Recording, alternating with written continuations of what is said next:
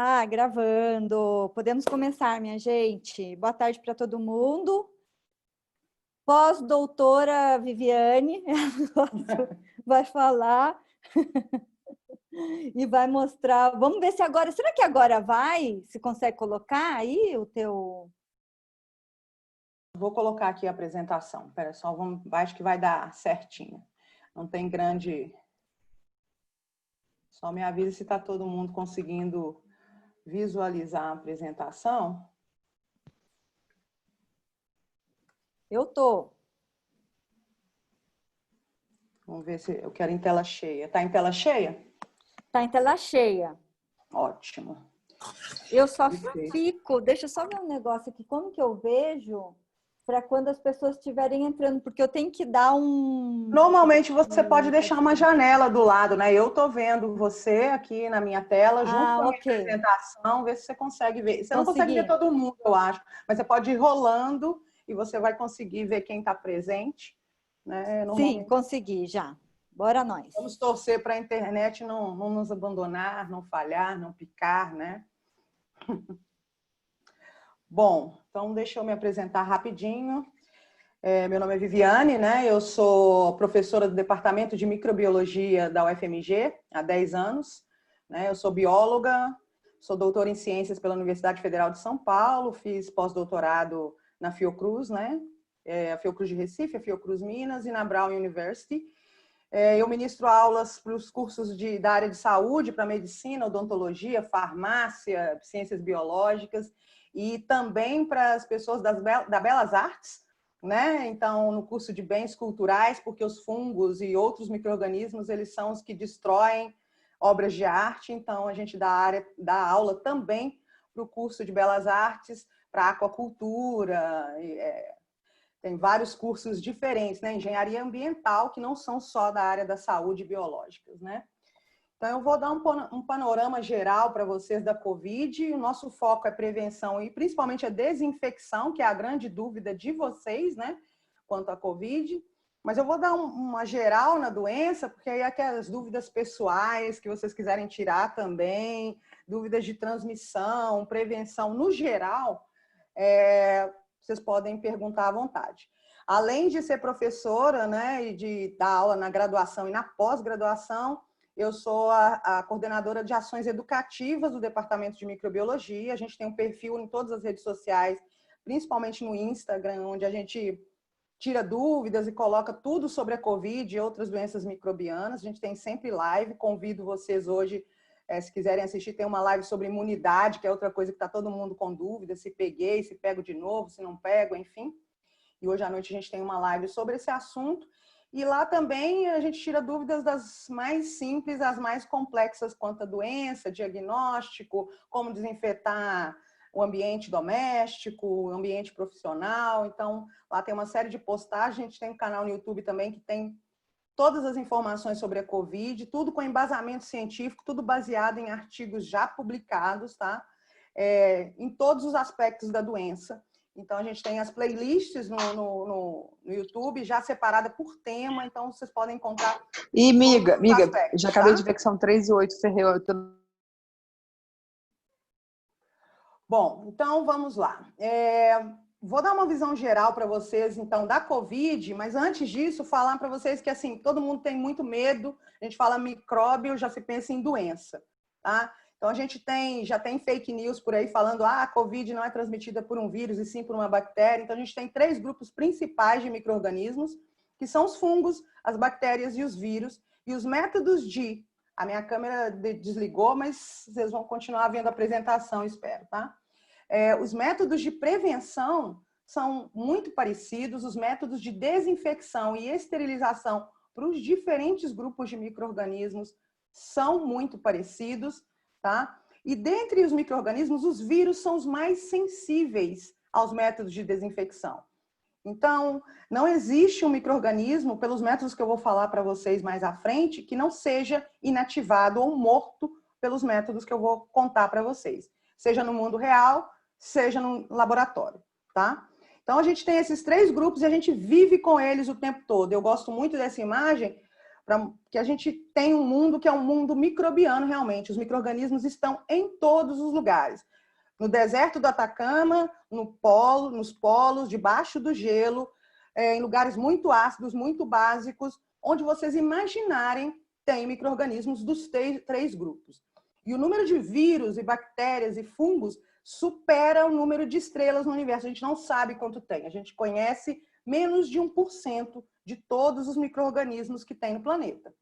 E a gente convive com eles o tempo todo. Eu acho essa imagem fantástica, porque eu sempre digo nas minhas aulas, nós somos mais eles do que nós mesmos, tá? Então, o número de micro-organismos no nosso corpo é 10 vezes maior o número que as nossas próprias células. E eles fazem, inclusive, parte dos nossos genes. Então, nós existimos porque eles existem. Então, muita gente quer saber, se eliminar todos esses vírus do planeta, a gente vai morrer junto. A gente precisa deles. O funcionamento do nosso organismo depende dos vírus, das bactérias e dos fungos que habitam o nosso corpo. A gente precisa deles o tempo todo, tanto para nos proteger, quanto para fazer funcionar. Então, a gente tem, por exemplo, Alzheimer, várias doenças que são doenças neuronais que são reguladas pelas bactérias que moram no nosso intestino, tá? São influenciadas por essa que a gente chama de microbiota, que é o conjunto de micro-organismos de um determinado ambiente, e no nosso corpo é a microbiota do corpo humano. Então, a gente é composto mais deles do que nós mesmos. E, diferente do que todo mundo acha, micro-organismo nem sempre é do mal. A grande maioria deles é do bem e a gente usa para fazer vacina, fazer medicamento. Por exemplo, hoje a insulina é quase totalmente feita em bactéria, tá? A gente usa como ferramenta, a gente usa para produção de alimentos, para produção de medicamentos. Então, dos micro-organismos todos, do 1% que a gente conhece, 0,001% é que causam doença. Então, a gente se livra deles? Não. A gente pode viver num ambiente estéril e totalmente desinfetado? Não. A gente precisa deles para nos defender. Um exemplo simples que eu sempre dou é que, por exemplo, tomar banho todo dia com sabonete antisséptico é a pior escolha que alguém pode fazer, porque a gente elimina os micro-organismos da nossa pele e fica mais suscetível a micro-organismos que causam doença. Então, a gente precisa deles o tempo todo. Então, sobre a Covid, que é a nossa doença, né, de momento, mas não esquecendo que a gente tem aí, ao mesmo tempo, uma série de epidemias acontecendo no mundo, que são pequenos surtos, então é bom diferenciar o que é uma pandemia do que um surto e uma epidemia, né? Então, mesmo com a pandemia, ao mesmo tempo, a gente tem surtos que são doenças que estão acontecendo em um determinado lugar e acometem só uma região, por exemplo, o ebola na África. A gente não tem uma epidemia, mas a gente tem um surto, e esse surto vem e vai. No Brasil, a gente tem uma epidemia de dengue, de zika, de chikungunya há muito tempo, né? Já está se tornando endêmica para o Brasil, mas não se tornou uma pandemia. A pandemia é quando a gente tem quase o globo inteiro acometido pela mesma doença ao mesmo tempo. Se for em épocas diferentes, a gente já não pode mais chamar de pandemia. Tá? A AIDS foi uma pandemia, e ela agora é considerada endêmica, porque ela ainda acontece em várias partes do globo, mas a transmissibilidade diminuiu. E a gente não tem muitas pessoas ao mesmo tempo com os mesmos sintomas. Isso oscila ao longo do ano. A Covid, a gente está tendo muita gente doente simultaneamente no globo inteiro. E é a Covid, né? Eu vejo muita gente falando o Covid, mas é a Covid porque vem de doença causada pelo coronavírus de 2019. Então, é a Covid. E o vírus é o SARS-CoV-2, que é o SARS-CoV-2 porque é o vírus. E por que ele é o SARS-CoV-2? Porque o SARS-CoV, que agora é chamado de 1, é o agente da SARS, né? E a gente tem o MERS-CoV, que é o agente da MERS. E a gente tem 8 coronavírus humanos e tem outros de animais.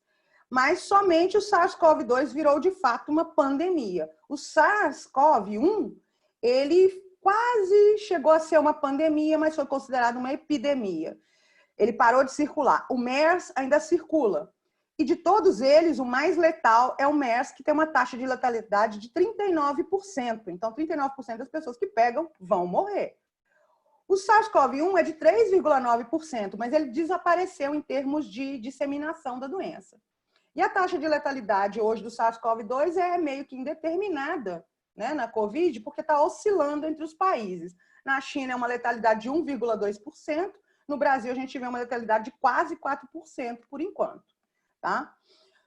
Bom, Então, todo mundo já sabe dessa história, né? Onde começou, onde a gente pelo menos acha que começou a pandemia, foi na China, e esse é um gráfico assim, né, em movimento, mostrando a disseminação, como ela aconteceu, e isso se deve, assim como qualquer doença, hoje é muito fácil um agente do outro lado do mundo chegar a qualquer parte do globo, por causa da globalização e do transporte aéreo, principalmente, né, entre continentes, e isso facilita muito, né? Qualquer doença que for transmissível entre pessoas viaja fácil e rápido entre os países. Então, a gente tem hoje quase todos os países do mundo acometidos, com algumas exceções, tá? Que estão normalmente, por exemplo, o Alasca não tem ainda nenhum caso, algumas ilhas, mas a gente tem o mundo inteiro com a Covid hoje.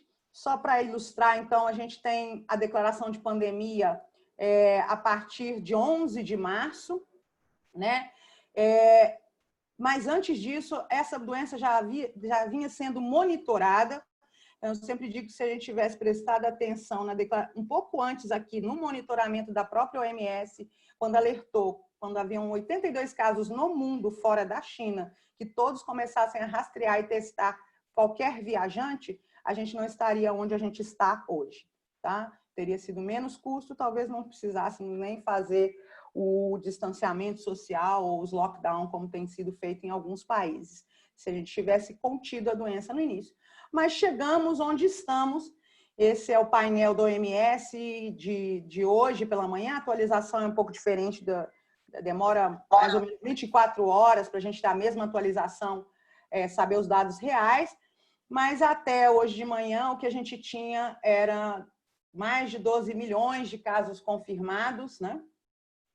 E agora já em torno de 600 mil mortes no mundo. O que é, então, para o nosso século XXI, quase que absurdo imaginar que uma doença em pouco mais de 4 meses conseguiu ter essa extensão toda. E a gente aqui na América do Sul é o epicentro hoje da pandemia.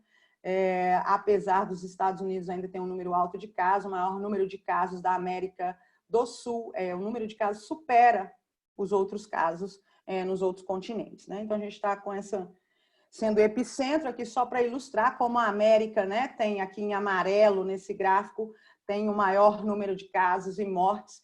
E aí, quando a gente lembra lá da China, né, a gente vê aqui embaixo que o número de casos foi muito menor e a gente já se assustava com essa crescente de casos.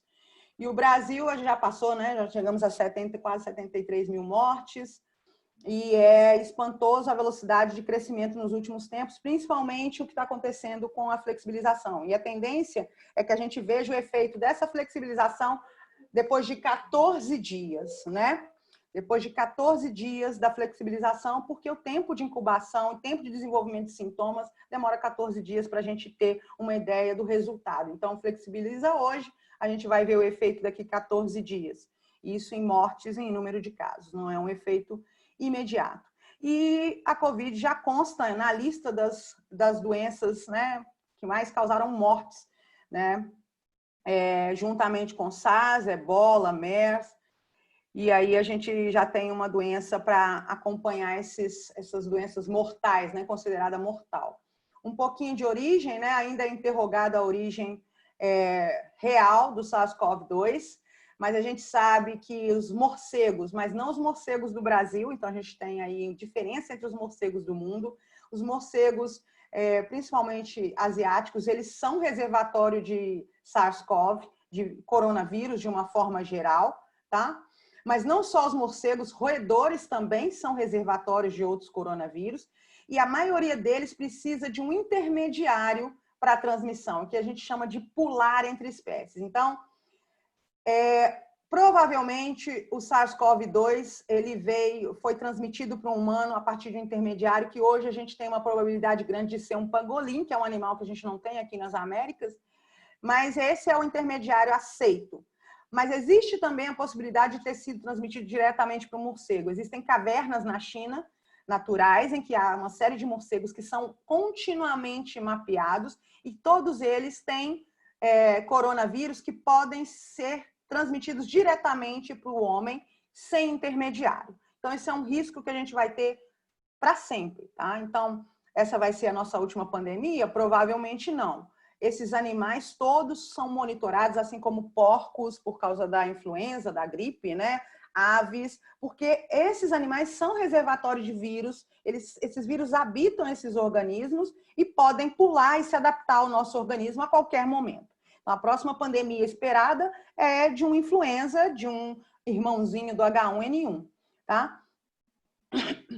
E isso é muito comum, desculpem, e pode acontecer em qualquer parte do globo, né? Então, a gente tem aí uma origem asiática hoje, mas isso poderia ter acontecido aqui, ainda pode acontecer? Pode. A gente tem uma série de vírus circulando em animais silvestres no mundo inteiro que podem saltar para humanos, tá? De todos esses coronavírus aqui, os que causaram maior terror, então, foi o SARS-CoV, o MERS, da Síndrome Respiratória Aguda do Mediterrâneo, né? E agora o SARS-CoV-2.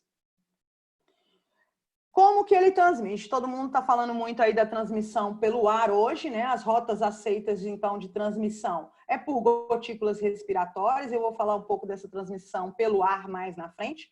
Então, a gente depende de uma pessoa infectada para que a transmissão ocorra para outras pessoas. E ela pode ser uma transmissão que acontece pelas gotículas transmitidas na fala, na tosse e no espirro, por uma transmissão direta pelo contato com mãos contaminadas, por isso a importância da higiene das mãos, e o contato indireto, que é por superfície, principalmente a superfície que a gente chama de autotoque. Maçaneta, o botão do elevador, corrimão, essas são superfícies de autotoque, né? Interruptor de luz. Então, superfícies que podem estar contaminadas pelas mãos. Então, ou é por gotícula emitida diretamente ou via indireta, principalmente pelas mãos, e a gente ainda tem a possibilidade da transmissão fecal-oral, já que, assim como outros vírus, há uma liberação de vírus viável nas fezes. Só para vocês terem uma ideia, então, para a gente entender os processos de inativação do vírus, o vírus tem uma estrutura, eles são complexos, assim como os outros micro-organismos, mas eles têm uma simplicidade, digamos assim. A gente muitas vezes ouve falar que o vírus não é vivo, fora de um hospedeiro, realmente ele não é considerado um ser vivo, mas nós microbiologistas o consideramos um ser vivo, porque os vírus, eles podem, assim que estão em contato com um hospedeiro suscetível, causar infecção e se multiplicar muito rapidamente. Então, para vocês terem uma ideia, um vírus, quando penetra numa célula suscetível, seja qualquer vírus, depois que ele entra, ele dá origem, um único vírus entra na célula e dá origem a mais de 1000 partículas virais. Cada uma dessas partículas vai infectar uma outra célula e gerar mais 1000 partículas, isso no intervalo de 24 horas. Né? Então, eles têm essa capacidade de multiplicação. Então, o SARS-CoV-2 é um vírus envelopado, que a gente chama, que é um vírus que tem uma capinha, que é uma capinha de gordura com proteínas na parte externa, e no interior fica o material genético, que no caso do SARS-CoV-2 é o RNA. E a gente tem vírus que não tem envelope, como o vírus da polio, e tem vírus que são de DNA. E os vírus de DNA são mais estáveis do que os vírus de RNA. Mas, basicamente, a estrutura do SARS-CoV-2, olhando para ele, é muito parecida com HIV e com outros vírus envelopados. E aqui a gente tem essa superfície externa, que tem essas protuberâncias que dão um aspecto de coroa, e essa é a chamada proteína do espinho, ou de espícula, que é por isso que ele faz parte da família de coronavírus, ou coronaviridae. E todos os coronavírus têm essa carinha, eles são todos parecidos. A gente vai ver peculiaridades, mas eles são parecidos. E essa estrutura em amarelo, que é a espícula, é a que se liga ao receptor das células no corpo humano e permite, então, com que o vírus infecte a célula. Então, ele se liga à superfície da célula num receptor chamado ACE2 ou ECA2, que é uma proteína que quase todos os nossos tecidos têm e que a gente precisa dela para fazer o nosso organismo funcionar. Então, é uma proteína nossa que temos há milhões de anos de evolução em vários tecidos e que o vírus se adaptou e consegue reconhecer e usa como chave para entrar na célula. E ele, quando se liga nessa proteína, então invade as células com auxílio de outras proteínas. Também porque isso aqui é a parte mais externa do vírus, é onde os nossos anticorpos vão se ligar. Então, quando qualquer corpo estranho entra no nosso organismo, nosso organismo reconhece pela parte externa desse micro-organismo. E gera, então, ao longo do tempo, anticorpos que vão reconhecer essa superfície, se ligar e avisar para as nossas células de defesa que esse corpo estranho está presente e precisa ser eliminado. Todo mundo já deve ter visto que a gente tem uma divisão aí entre sintomas comuns e incomuns da Covid. Os sintomas mais comuns são a febre, cansaço, tosse, que pode ser seca ou não. E quando são os casos mais graves que caracterizam uma pneumonia, vai ser acompanhado de febre, dificuldade de respirar, dor no peito. Então, as pessoas que apresentam febre persistente, dor no peito e falta de ar, devem procurar auxílio médico imediato. Então, esses são os sintomas comuns. A COVID é uma doença respiratória. O vírus, ele entra pelas vias aéreas, ele tem predileção pela mucosa do nariz. Ele, então, vai ser transferido para as vias respiratórias inferiores, para o pulmão, então, e é onde ele prefere se multiplicar. Ele tem receptor em várias células do nosso corpo, mas ele tem preferência, ainda não sabemos por quê, por se multiplicar no tecido pulmonar. E à medida que ele se multiplica, nosso organismo, então, vai ficando debilitado. E o primeiro sintoma que a gente tem é um sintoma respiratório, que é a síndrome respiratória aguda grave, e que pode, nas pessoas que são pessoas que têm doenças associadas, causar sintomas em outros tecidos. Então, a partir do pulmão, que é o local inicial da multiplicação, o vírus se dissemina para outros órgãos, e aí, nas pessoas que são internadas e que têm sintomas mais graves, a gente tem uma variabilidade enorme de sintomas que podem acontecer simultaneamente ou isoladamente. Então, são sintomas neurológicos, incluindo confusão, psicopatias, perda de olfato, perda de paladar, convulsões, sintomas tromboembólicos, né, que são as tromboses, entupimento de veia, embolia, sintomas cardíacos, incluindo arritmia, parada cardíaca, inflamação do músculo cardíaco, sintomas renais, então muitas perdas no tecido renal que levam à perda da função dos rins, perda de função hepática, sintomas endócrinos, inclusive uma simulação, né, da diabetes, né, há uma hiperglicemia, sintomas parecidos com a própria diabetes, né? E, além disso tudo, a gente tem sintomas gastrointestinais e dermatológicos. Esses sintomas podem acontecer juntos, mas o que a gente está vendo hoje é que pessoas que têm sintomas leves apresentam alguns deles. Então, o que é mais comum de sintoma leve? Perda de olfato e paladar, urticária, dedos de Covid, que são inflamações principalmente nos dedos do pé, sintomas gastrointestinais, diarreia, dor de cabeça, garganta arranhando. Muita gente pergunta, mas se eu tiver só uma dor de garganta pode ser Covid? Hoje sim, tá? Não tem como mais a gente diferenciar. Eu conheço várias pessoas do meu convívio que tiveram só perda de olfato, algumas que tiveram só diarreia, algumas que tiveram uma diarreia e nem imaginavam que era Covid e testaram positivo. Então, você não precisa ter todos os sintomas. Pode ser um resfriado comum? Pode ser um resfriado comum causado por outros vírus? Pode. Mas pode ser a Covid? Pode também. E o único jeito de saber é testando. Tá? Então, hoje, a gente tem um espectro de sintomas que é tão grande que é difícil olhar para alguém e falar que é Covid. É impossível, na verdade. Não tem um sintoma que distingue de outras doenças. Tá? Mas como a gente está no momento de pandemia, tem uma grande chance, né, de ser, então, a Covid de fato.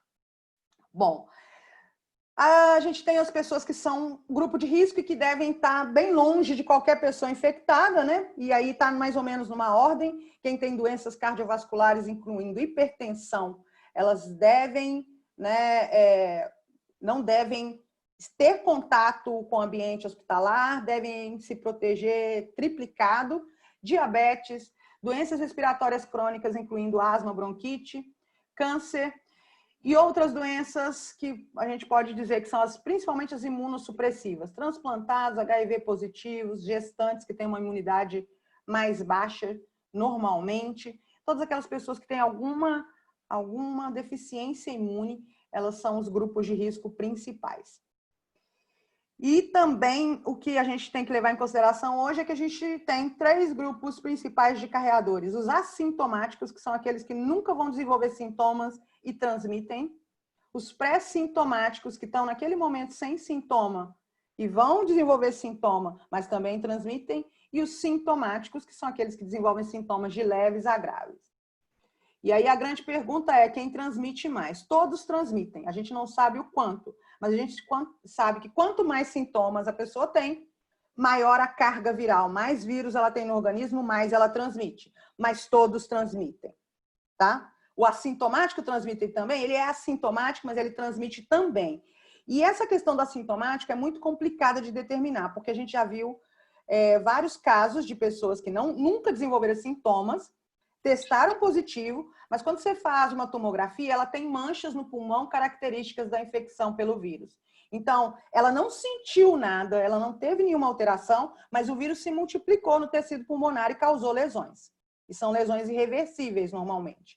Ela não teve danos gigantes, mas ela teve sintomas que ela não sentiu, só isso, tá? Então, assintomático, pré-sintomático, sintomático é clínico.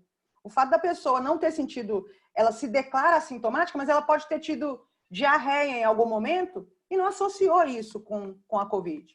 E pode ter sido um sintoma. Isso vai variar de pessoa para pessoa, tá? E, obviamente, quanto mais velho, maior a tendência a ser sintomático. A nossa imunidade decresce com a idade. A nossa imunidade decresce, no caso das mulheres, na gestação, tá? Então, essas pessoas tendem a ter sintomas. Os assintomáticos, em geral, são jovens, né? São pessoas que não têm nenhuma comorbidade, nenhuma doença associada. Mas o que eu gosto dessa imagem aí é que não tem como a gente saber quem está transmitindo. Eu estou hoje sentada aqui sem sintoma nenhum. Isso quer dizer que eu não estou transmitindo? Eu posso testar positivo, não ter sintoma e estar transmitindo.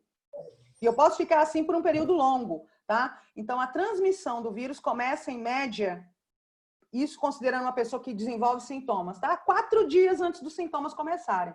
É igual quando a gente encontra alguém gripado. Você fala assim, fica longe de mim porque eu não quero pegar. Já pegou, porque a transmissão de todos os vírus começa dias antes dos sintomas aparecerem. Quando o sintoma aparece, quem tinha que pegar já pegou. Então, se você não pode confiar. Por isso que é uma crítica, por exemplo, a medição de temperatura. A pessoa está febril, isso é um sintoma, certo? Isso não quer dizer que ela já não estava transmitindo, ela já estava. Quando ela ficou febril, 4 dias antes, ela já estava transmitindo o vírus. Por isso a importância de, quando alguém testa positivo, pegar e avisar todos os contatos, né, próximos dessas pessoas que tiveram contato até 10 dias antes, porque elas podem estar infectadas. Então, sobre teste, a gente tem hoje 2 tipos de teste. O mais sensível é RT-PCR, que detecta o material genético do vírus, e o material genético fica dentro do vírus, é o RNA. É uma detecção indireta. Se eu detecto material genético, eu estou detectando o vírus. Eu só não consigo dizer se esse vírus está ou não vivo. Se você fez essa detecção do corpo de uma pessoa e ela está com sintomas, com certeza o vírus está viável. Se foi do ambiente, eu só posso dizer que o vírus esteve ali, mas eu não garanto que esse vírus está infectante ainda. O outro teste, que é o teste mais, né, que a gente tem visto todo mundo falar, teste rápido e teste sorológico, é a detecção de anticorpos, onde a gente está detectando, então, uma infecção prévia ou uma pessoa que já está com o vírus há alguns dias e já desenvolveu anticorpos. A gente desenvolve anticorpos para tudo de estranho que entra no nosso corpo, qualquer coisa. Então, a gente gera anticorpos que reconhecem só as proteínas de superfície do vírus. E a gente consegue detectar isso por vários métodos.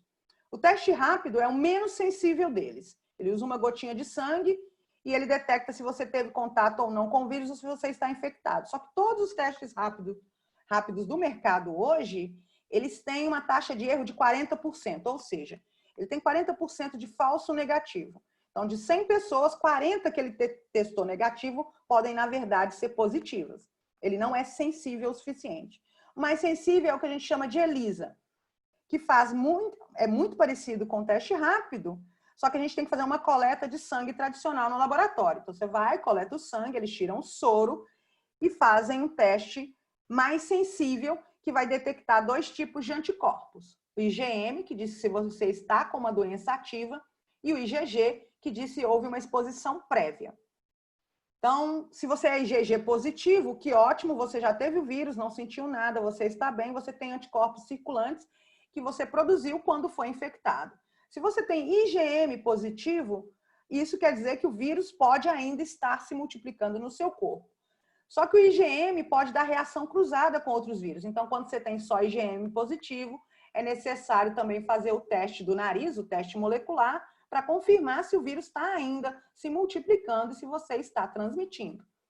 Tá? Esses são os dois tipos de teste. O que detecta anticorpo e o que detecta, então, o vírus ativo. E aí é que tá, a gente às vezes precisa usar os dois testes. Então, tem uma janela para se testar. O teste molecular, se você se infectar hoje e fizer o teste hoje, ele vai dar negativo. Precisa ir de pelo menos 3 a 4 dias pós-infecção ou pós-início dos sintomas para que ele tenha confiabilidade. Então, mesmo que eu me infecte hoje, os sintomas comecem hoje, se eu já tiver com sintomas, a chance de dar positivo é bem alta, porque a sua infecção ocorreu pelo menos 4 dias antes. Mas se eu não tenho sintomas, é difícil saber quando fazer esse teste, tá? Para as pessoas assintomáticas, qualquer teste é difícil saber qual que eu vou escolher, porque eu não tenho sintoma. E o nosso parâmetro para saber qual teste usar é o sintoma. Se eu tenho sintoma, mesmo que seja só a perda de olfato, por exemplo, você pode fazer o molecular e aí você tem aí de janela de segurança, uns 10 dias no máximo de sintomas, com sintomas, para ser detectado pelo teste do nariz, que é usando o suave.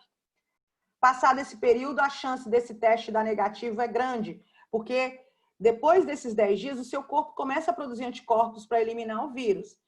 E aí, então, você pode usar outro teste, que é o teste sorológico, que é detectar anticorpos. Que isso só vai ser ideal depois de 10 dias dos primeiros sintomas. Então, não adianta fazer teste de anticorpo, teste sorológico, se você começou com sintomas hoje. Você só vai ter anticorpos para detectar daqui 10 dias. Então, do dia do início do sintoma até o teste sorológico, tem que ter pelo menos 10 dias de intervalo. Por isso fica a grande dúvida. E, às vezes, um teste, eu tenho que fazer os dois testes, né, para se ter certeza. Só para dar uma visão geral, a gente tem aí mais de 300 medicamentos sendo testados para COVID. Muitos deles já eram medicamentos para outras doenças, outros são novos. Em termos de vacina, a gente tem, no total, 155 vacinas em teste, 30 delas em ensaio em humanos. Hoje saiu uma notícia de uma vacina aí da Rússia que acabou os testes clínicos, mas a mídia sempre supervaloriza os resultados. Na verdade, essa vacina da Rússia terminou os testes clínicos de fase 1. E para a gente ter uma vacina próxima da utilização, ela tem que estar na fase 3. E na fase 3, hoje a gente tem umas 5 ou 6, isso muda de um dia para o outro. 2 vão ser testadas aqui no Brasil. E a fase 3 é a fase que a gente vai saber se realmente ela protege. Então, enquanto a fase 3 não termina, a gente não pode ficar feliz. Na fase 3 é que eles vão pegar um grupo de pelo menos 10 mil pessoas, metade delas recebe a vacina, a outra metade não recebe a vacina, só que nenhum desses dois grupos sabe o que recebeu, e eles têm que pegar o vírus, né? Eles têm que ser infectados, e aí eles vão ser acompanhados para ver se desenvolvem ou não sintomas, se o vírus multiplica ou não. Então, quem não tomou, provavelmente, vai ter os sintomas, e quem tiver vacinado não vai ter os sintomas, é isso que se espera. E a vacina só vai ser aprovada se mais de 60% das pessoas que tomaram a vacina não desenvolverem sintomas. Vacina tem alguns complicadores. Então, só voltando um pouco nessa questão da transmissão, a gente sabe hoje que existe a possibilidade de transmissão pelo ar. A distância recomendada para que as gotículas maiores de saliva não atinjam outras pessoas ao redor é de 1,5 metro, mas isso é para as gotículas de saliva grandes, os perdigotos. Mas para a microgotícula, essa distância é de 6 pés, ou seja, em torno de 2 metros. Oficialmente, 1,83 metros, para que você proteja a outra pessoa. Como existe a possibilidade de transmissão aérea, a gente sabe que gotículas de aerossol, que são essas microgotículas da fala, então você pode estar conversando, a gente está emitindo essas gotículas, ela pode percorrer mais de 3 metros. Então, a distância de 2 metros não é suficiente para proteger contra a transmissão aérea.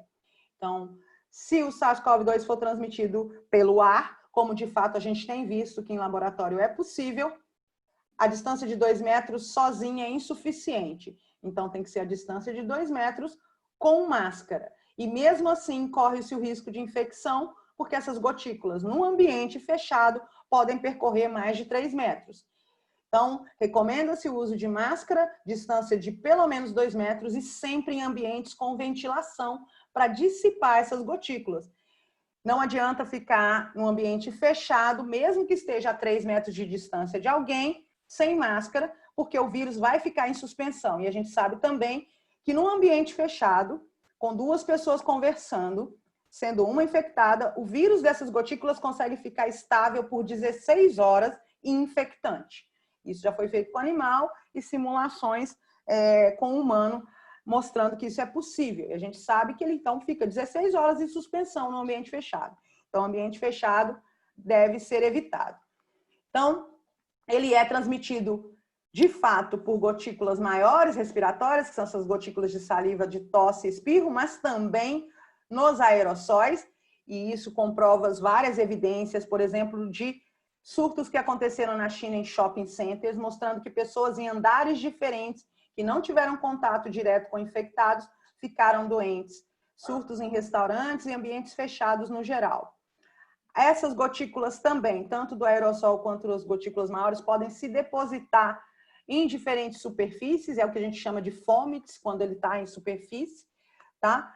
E todas essas formas de contaminação podem ocorrer. E isso não é muito diferente do que acontece com outros vírus. O ebola tem essa capacidade, sarampo é tão contagioso quanto, para lembrar que a gente está tendo um surto de sarampo no Brasil, principalmente no Nordeste, e ele tem uma transmissibilidade mais alta do que SARS-CoV-2, e eles são transmitidos da mesma forma. E não só os vírus, várias doenças causadas por bactérias são transmitidas da mesma forma. Então, quando a gente previne para a Covid, a gente está prevenindo também para essas outras doenças, incluindo influenza. Então, nos lugares onde houve o lockdown mais forte, uso de máscaras e campanhas intensivas de prevenção, houve também uma diminuição da gripe, porque as medidas de prevenção são as mesmas. Então, o ideal é 2 pessoas sempre usando máscara. A máscara protege a pessoa saudável de se infectar por gotículas respiratórias e impede também que as gotículas respiratórias saiam da boca daquelas pessoas infectadas, mesmo as grandes e as pequenas, e aí vai depender do tipo de máscara. Então, as medidas de prevenção são basicamente as essenciais: distanciamento social de 2 metros.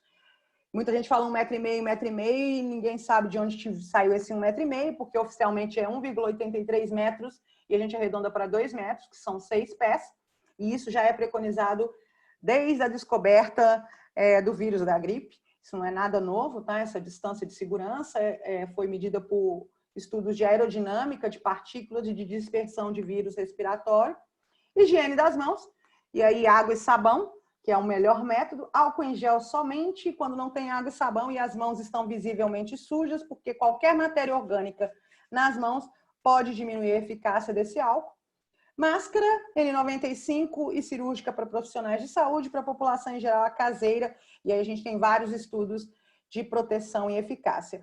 Um método não funciona sem o outro. Medida adicional que a gente tem é o óculos de proteção ou usar face shield, mas que tem que ser associado à máscara, né? Não adianta, já vi gente usando face shield sem usar máscara, não resolve o problema, você vai se infectar do mesmo jeito. E a desinfecção de ambientes, superfícies, objetos e alimentos, que é o que preocupa mais a todo mundo. Então, nesse sentido de desinfecção, a gente tem aí vários trabalhos mostrando a estabilidade de vírus. A gente fica assustado, muita gente fica assustada com o tempo que ele sobrevive em determinados ambientes. Isso é muito comum para todos os vírus. Ele não tem muita diferença de SARS, de MERS, nem do vírus da gripe.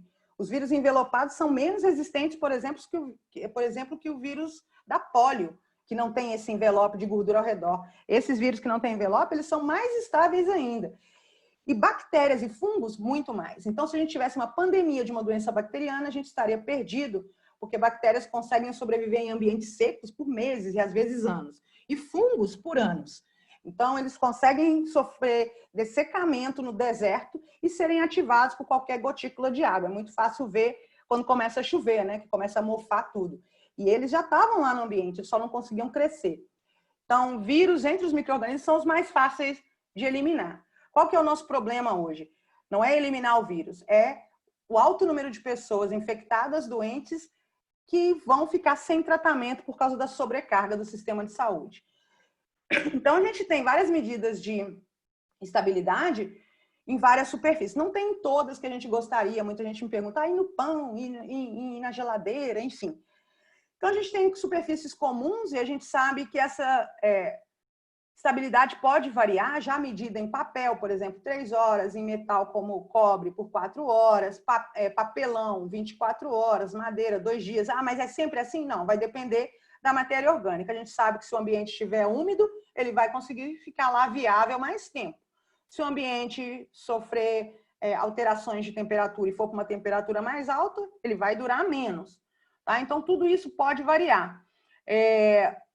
Quanto mais matéria orgânica, mais coisa para proteger esse vírus da dessecação e de altas temperaturas, mais tempo ele vai ficar viável. Então, qual que é o jeito? Desinfetar tudo que a gente puder, sempre que a gente puder.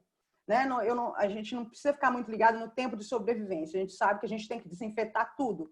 E ele pode persistir, em alguns casos, por semanas em determinados ambientes. Tem dados mostrando que o SARS, por exemplo, o SARS-CoV-1, ele consegue ficar 5 semanas estável quando tem proteção, por exemplo, de material proteico que tem na saliva. Então, ele pode ficar semanas estável se a temperatura for mais baixa e se a umidade for mais alta. Então, isso pode variar muito. Né? Então, o jeito é desinfetar tudo. E aí a gente vê hoje muitas complicações. Para a gente que é microbiologista, é normal já fazer isso, né? Não entrar com sapato da rua em casa, desinfetar pelo menos uma vez no dia, não usar a roupa da rua em casa. E não existe um super vírus que não seja inativado, tá? Então, eu já vi gente falando, não, tem que associar todos os métodos, lavar com água sanitária, depois passar a ferro, não precisa desse, isso é um exagero. Um método muito simples e eficaz chama água e sabão. O que o sabão faz? Ele dissolve a camada de gordura externa do vírus e como ele não tem essa capinha, e ele precisa dessa capinha para entrar na célula, se isso é desfeito, ele não entra mais. E água e sabão resolve isso, porque sabão é emulsificante e dissolve a gordura, e ele perde a estrutura e ele precisa dela para entrar na célula. E isso acontece também com o cloro. Então, são os métodos mais simples e mais fáceis. Álcool etílico faz essa mesma coisa, dissolve a camada externa, é o etanol. 70% é o que a gente usa normalmente, porque ele tem uma concentração de água que faz com que ele evapore mais lentamente. Funciona usar álcool absoluto? Funciona, só que evapora muito rápido. Então, dependendo do que você está limpando, não vai ser bom. Então, é melhor usar 70%. E se eu não tiver 70%, só tiver 43%, que era o mais comum no mercado, funciona? Funciona, só que o tempo de ação tem que ser maior. Então, por exemplo, nas mãos. Eu tenho álcool gel 70%, eu tenho que friccionar em todos os cantos da mão, como se eu estivesse lavando a mão, não basta ser as palmas das mãos, e tem que ser por pelo menos 15 segundos, não é só passar, esfregar e pronto. O tempo de ação é de 15 segundos. Do álcool 70%, mas eu só tenho 40%. Pode usar o 40%, só que você tem que friccionar nas suas mãos por 30 segundos. Ele mata do mesmo jeito, só que precisa de um tempo maior de ação. A mesma coisa o álcool isopropílico, mas o álcool isopropílico ele resseca muito, não é indicado para superfícies vivas. Então, não use na mão, mas pode usar em equipamentos eletrônicos e até melhor, porque não vai estragar esses equipamentos, que é o isopropanol. A gente tem o PVPI, que a gente encontra em farmácia, e o do povidona, que é muito usado por dentista, por médicos, né? Para limpar feridas, também mata o vírus, desestruturando toda a parte externa e também afeta o material genético aqui na região interna do vírus. A ultravioleta, ela é também eficaz, mata vírus, bactéria e fungo. Só que o grande problema da ultravioleta é que o alvo de ação é o material genético. Não só do vírus como o nosso. Por isso, a gente não pode ficar no sol tomando sol por muito tempo, sem proteção, porque a ultravioleta do sol vai atingir o nosso ácido nucleico, né? O DNA das células da pele, e vai promover a multiplicação exagerada, que é o câncer. A mesma coisa ele vai fazer no vírus, né? Degrada esse material genético, destrói esse vírus. Só que qual que é a limitação da ultravioleta? É uma radiação de superfície, tá? Então, tudo que tiver exposto à radiação ultravioleta, o que tiver alcançar, que os raios ultravioleta alcançarem, vai ser inativado. Mas, por exemplo, em se tratando de uma roupa que tem um botão, a UV só vai atingir a superfície. Debaixo do botão ela não entra. A ultravioleta não ultrapassa papel, não é uma radiação ionizante. Ela é só de superfície e só serve para esterilizar coisas expostas. Eu estou vendo supermercados instalando câmaras de ultravioleta para esterilizar as compras dentro do carrinho. Funciona? Funciona para tudo que tiver na superfície e que a ultravioleta alcançar. Se tiver uma maçã escondida debaixo de um pacote de macarrão, essa maçã não vai ser desinfetada, porque a ultravioleta não ultrapassa nada, nem a nossa pele. Então, o raio solar não consegue causar câncer em órgãos internos, justamente porque a ultravioleta não entra, ela só atinge superfície. Então, limitação da ultravioleta no dia a dia maior é essa, e outra coisa é a meia-vida, né? A ultravioleta ela é sempre roxinha. Só que ela deixa de funcionar depois de uns 3 meses de uso, durante meia hora por dia. E ela continua roxa. A gente não vê quando ela deixa de funcionar. Então, a gente tem que fazer trocas periódicas. É o que a gente usa para esterilizar essas capelas onde a gente manipula micro-organismo. Mas é uma capela vazia. Ela não sai desse ambiente, esteriliza a superfície. É eficaz? É. Mas para o dia a dia não é prático, porque a gente tem que lembrar de virar e expor todas as superfícies. E o mais fácil também, juntamente com sabão, calor, seco ou úmido, tanto faz. Então, você pode usar calor com umidade, com vapor de água, ou calor seco. Ele vai matar ou inativar qualquer micro-organismo, mas isso vai depender da temperatura. É qualquer calor? O calor do sol é suficiente? Sol não é suficiente. Para um vírus, para uma bactéria, para um fungo, a gente precisa de temperaturas acima de 50 graus.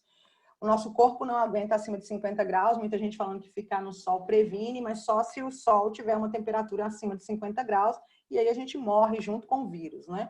Então, a gente precisa de temperaturas acima de 50 graus. E aí, o tempo vai variar em função da temperatura. Para SARS-CoV-2, a gente sabe que a temperatura, quanto maior a temperatura, assim como outros micro-organismos, mais rápido ele vai ser inativado.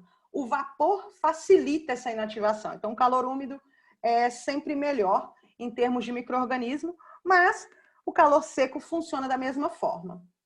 Então, a gente tem uma tabela assim, de temperatura de gradação.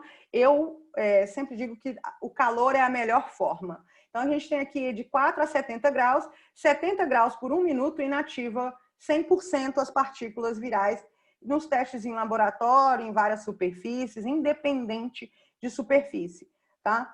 E a gente vê que temperatura de 56 graus, por exemplo, também é inativa, mas a gente precisa de um tempo maior. 37 graus, depois de um tempo, também inativa. 4 graus, aí ele já sobrevive muito. E hoje a gente sabe, por exemplo, da SARS, o vírus da SARS, que ele congelado 2 anos a menos 20 graus, ou seja, num freezer normal de geladeira, ele continua viável depois de 2 anos congelado. Isso deve acontecer também para SARS-CoV-2. Então, o que inativa? Altas temperaturas. Baixas temperaturas tendem a preservar o vírus e qualquer outro micro-organismo. Eles têm uma tolerância bem grande a essas baixas temperaturas. Tem uma série de desinfetantes que podem ser utilizados. A gente sempre fala da água sanitária, né, de compostos clorados, de sabão, que não precisa ser antisséptico, mas existe uma lista gigantesca de produtos que podem ser utilizados. Mais comum é o quaternário de amônio, que a gente encontra em Veja, Pinho-Sol. Então, lá na página da Micro, na bio do Instagram, a gente tem uma lista da EPA, né, com todos os compostos desinfetantes ativos contra o SARS-CoV-2 e contra outros micro-organismos. E é uma lista enorme.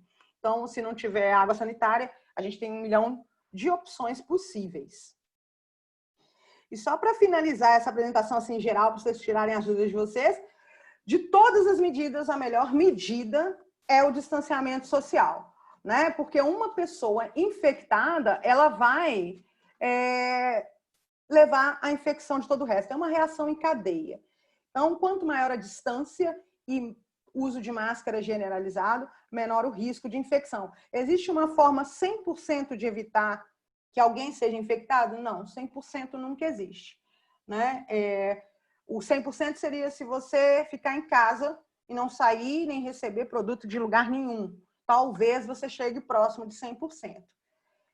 Então, é uma doença nova. O grande problema que a gente tem é o número de pessoas infectadas simultaneamente.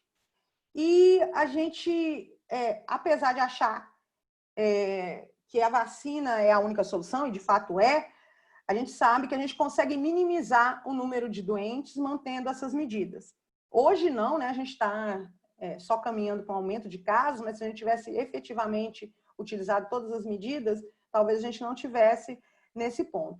Hoje o que a gente precisa é diminuir o número de pessoas doentes. Depois, até a vacina chegar, quando o número de mortes, de casos cair, o vírus vai sumir? Não, ele vai continuar circulando, pessoas vão continuar morrendo, pessoas vão continuar sendo hospitalizadas, só que o número de pessoas doentes simultaneamente tende a crescer. Tende a estabilizar, desculpa. E essa era só para dar uma visão geral para vocês, então, perguntarem à vontade sobre as dúvidas que vocês têm. Deixa eu parar aqui de compartilhar. Vamos ver se minha câmera me ajuda aí, porque ela hoje está de novo. Eles arrumou, mas não arrumou, porque ela está falhando. Está aparecendo. Tá, mas às vezes ela some. Vamos torcer para que ela continue assim. Sônia, olha, a presidente do Sindicine está aqui com a gente. Olha que honra, Sônia.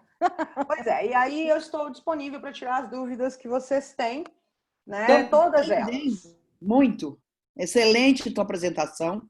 Excelente. Obrigada. Esclarecedora, importante. Obrigada. A gente está aqui numa batalha muito grande, procurando defesas para a nossa categoria, que é tão variada. Né? Eu tinha uma dúvida só, aliás, a dúvida que nós estamos tendo, eu não sei se já tem inscrição, eu estou me metendo aqui, nem sei se já tem inscrição para a pergunta, né? Mas a gente está com várias dúvidas em relação aqui às testagens rápidas. O nosso meio ele é bem complexo, né? A gente está tendo, primeiro no protocolo não havia nenhuma indicação de testagem. Depois colocamos testagens rápidas e também o RT e o PCR. Tem se usado alguns lugares essa testagem rápida que tem dado falso positivo. Tem gerado bastante instabilidade emocional, bastante susto no set e principalmente um desconforto, né? Porque você não sabe se a pessoa realmente está contaminada ou não. A gente está hoje assumindo que a testagem rápida não é boa para a gente e que nós vamos procurar uma mudança no protocolo para somente incluir RT e PCR. Está certa essa nossa posição? Olha, a testagem rápida tem essa falha de sensibilidade. Mas a tendência é que a gente tenha testes rápidos melhores, né? Então, eu acho que o principal critério tem que ser sintoma. Ou vocês têm a possibilidade de testar todos pelo sorológico, e aí o sorológico não é o teste rápido, é o teste com coleta de sangue. Aí no laboratório coleta o sangue, detecta IgM e IgG. Este tem alta sensibilidade e confiabilidade, em torno de 90%. Ele erra muito pouco, tá? O teste sorológico e o teste molecular para quem tiver algum sintoma, tá? Eu acho que essa tem que ser a abordagem, essa abordagem que a gente tem aqui, tá? Porque o teste sorológico, ele pode te dar as duas respostas, se a pessoa está com infecção ou se ela já foi exposta. Se ela já foi exposta, então, se ela tem IgG positivo, ela não vai estar mais transmitindo, em tese, desde que ela não tenha nenhum outro sintoma, tá? Então, eu acho que é um teste que o custo é menor, né? E ele é bem sensível.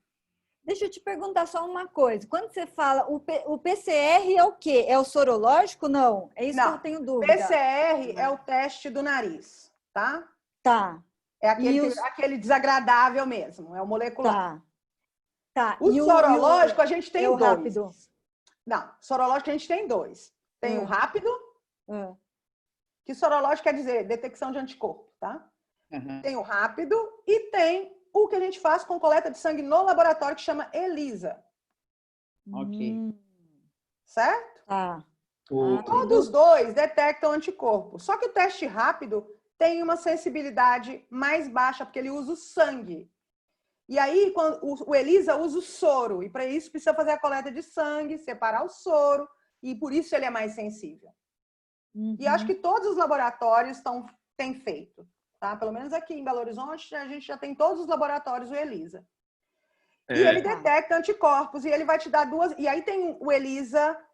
E aí tem alguns laboratórios que tem o ELISA que só vai te falar o IgG, e o outro que detecta IgM e IgG, que são os dois tipos de anticorpos. Esse é o ideal, o que detecta IgM e IgG. Tá?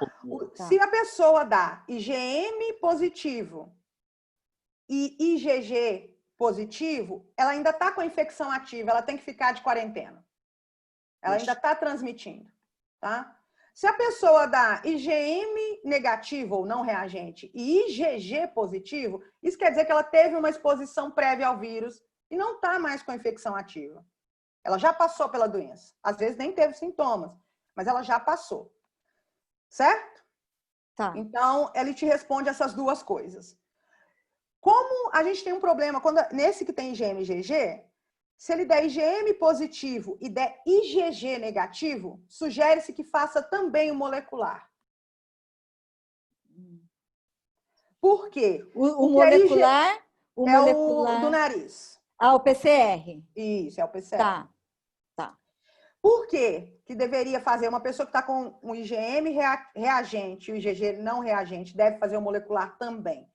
Porque o IgM, às vezes, reage com outros vírus respiratórios.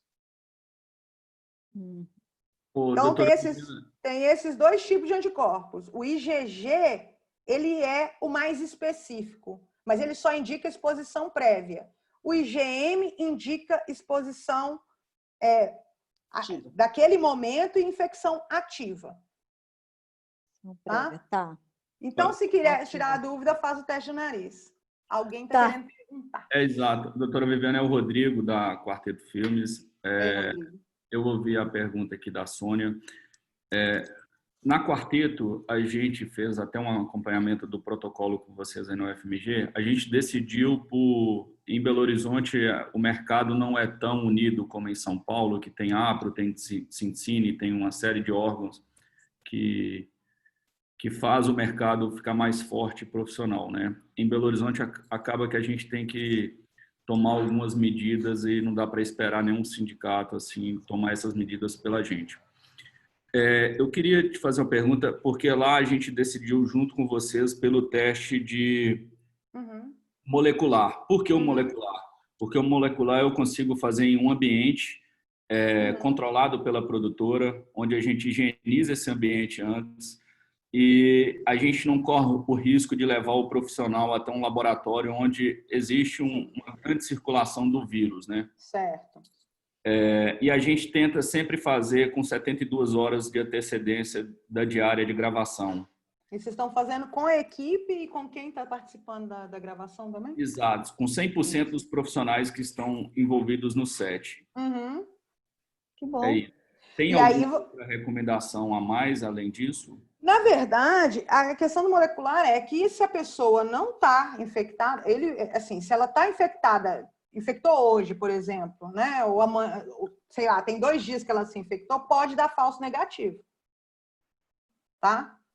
Então, eu sugeriria que vocês fizessem o teste sorológico. Das pessoas da equipe, todo mundo já fez teste sorológico? Não fez, né? Não. O sorológico vai te dizer quem da equipe já teve a infecção e nem sabia que teve a infecção. Mas esse sorológico, ele só faz no laboratório? A pessoa tem que ir até o laboratório? Então, é só colher sangue, né? Eu acho que a UFMG não está fazendo o ELISA ainda. Não tenho certeza. Não, eu falei com a doutora Betânia, ela falou que ainda não.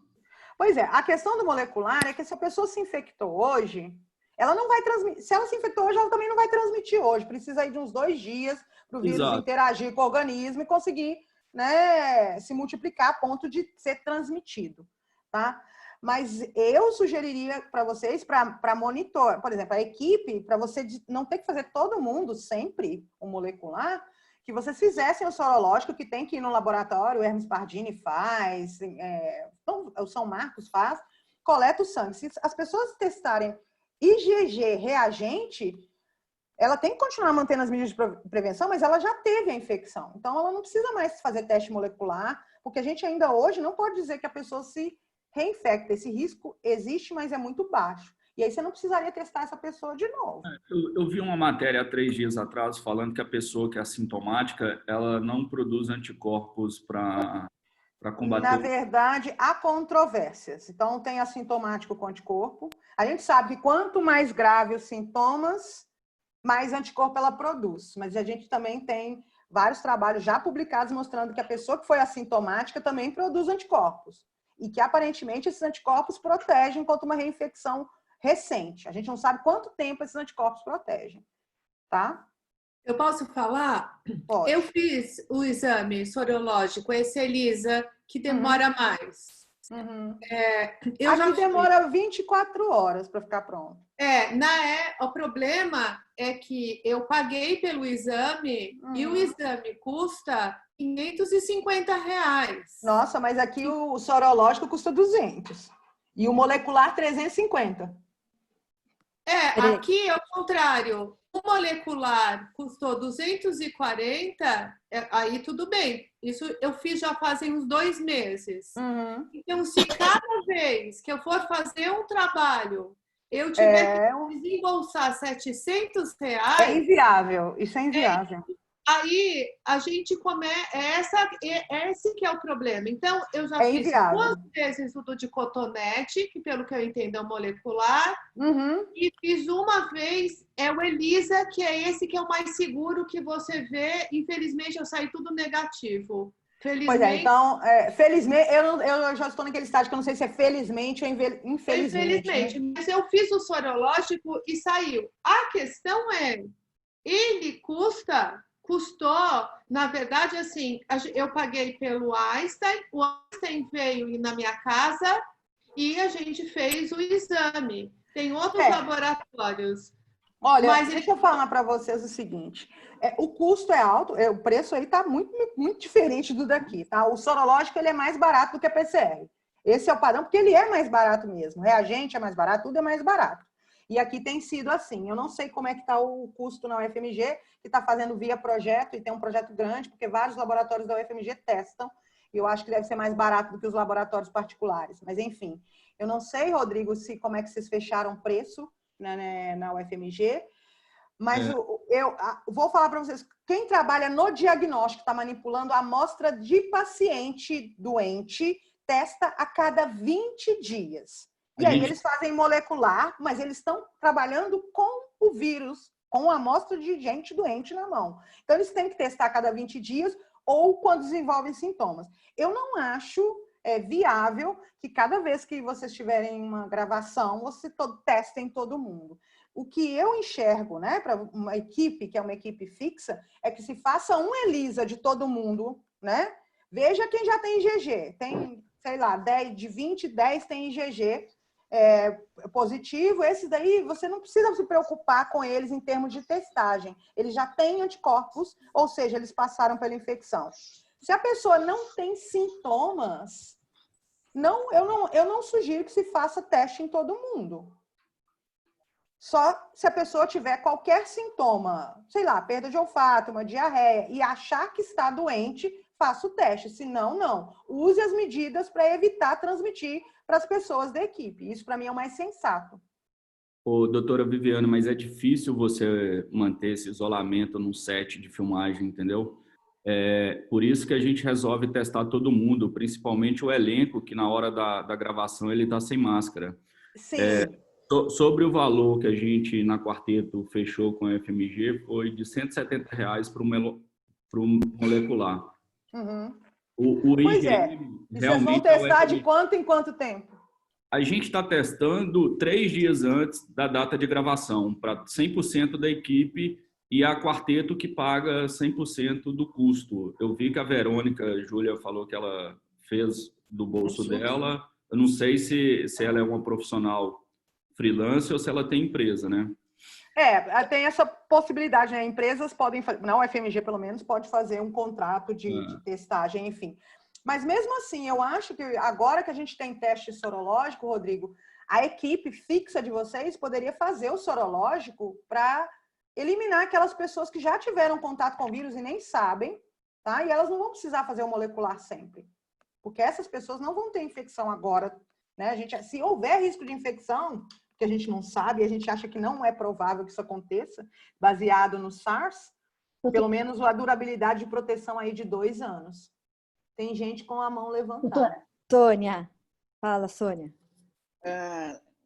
Nós temos algumas particularidades, né, na nossa atividade. Primeiro, na publicidade, é a alta circulação de pessoas do set para outro.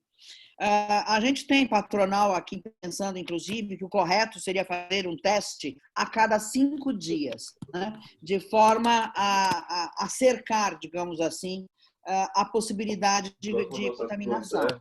Eu ouvi falar de um teste chamado RT-LAMP, que é um semelhante ao PCR. Esse também funciona? Pois é, ele está em né, validação, né? Que testa muitas pessoas simultaneamente, né? Testa Sim. várias pessoas simultaneamente, faz como se fosse um pool, né, de amostras, e aí testa várias pessoas, então ele sairia mais em conta. Ele está sendo validado, eu acho que funciona, mas ele ainda não é rotina. Tá? Eu ainda acho que mesmo vocês tendo essa circulação muito grande,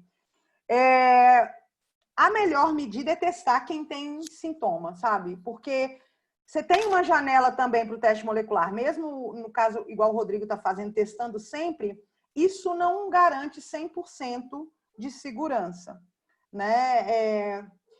Mas ajuda. Só que é um custo muito alto testar assim toda vez que for fazer uma gravação. Mas talvez seja, né, um adicional de segurança. Mas exato. Um fator. Vocês têm que tentar fazer contratos de testagem, né? Para que saia um custo menor.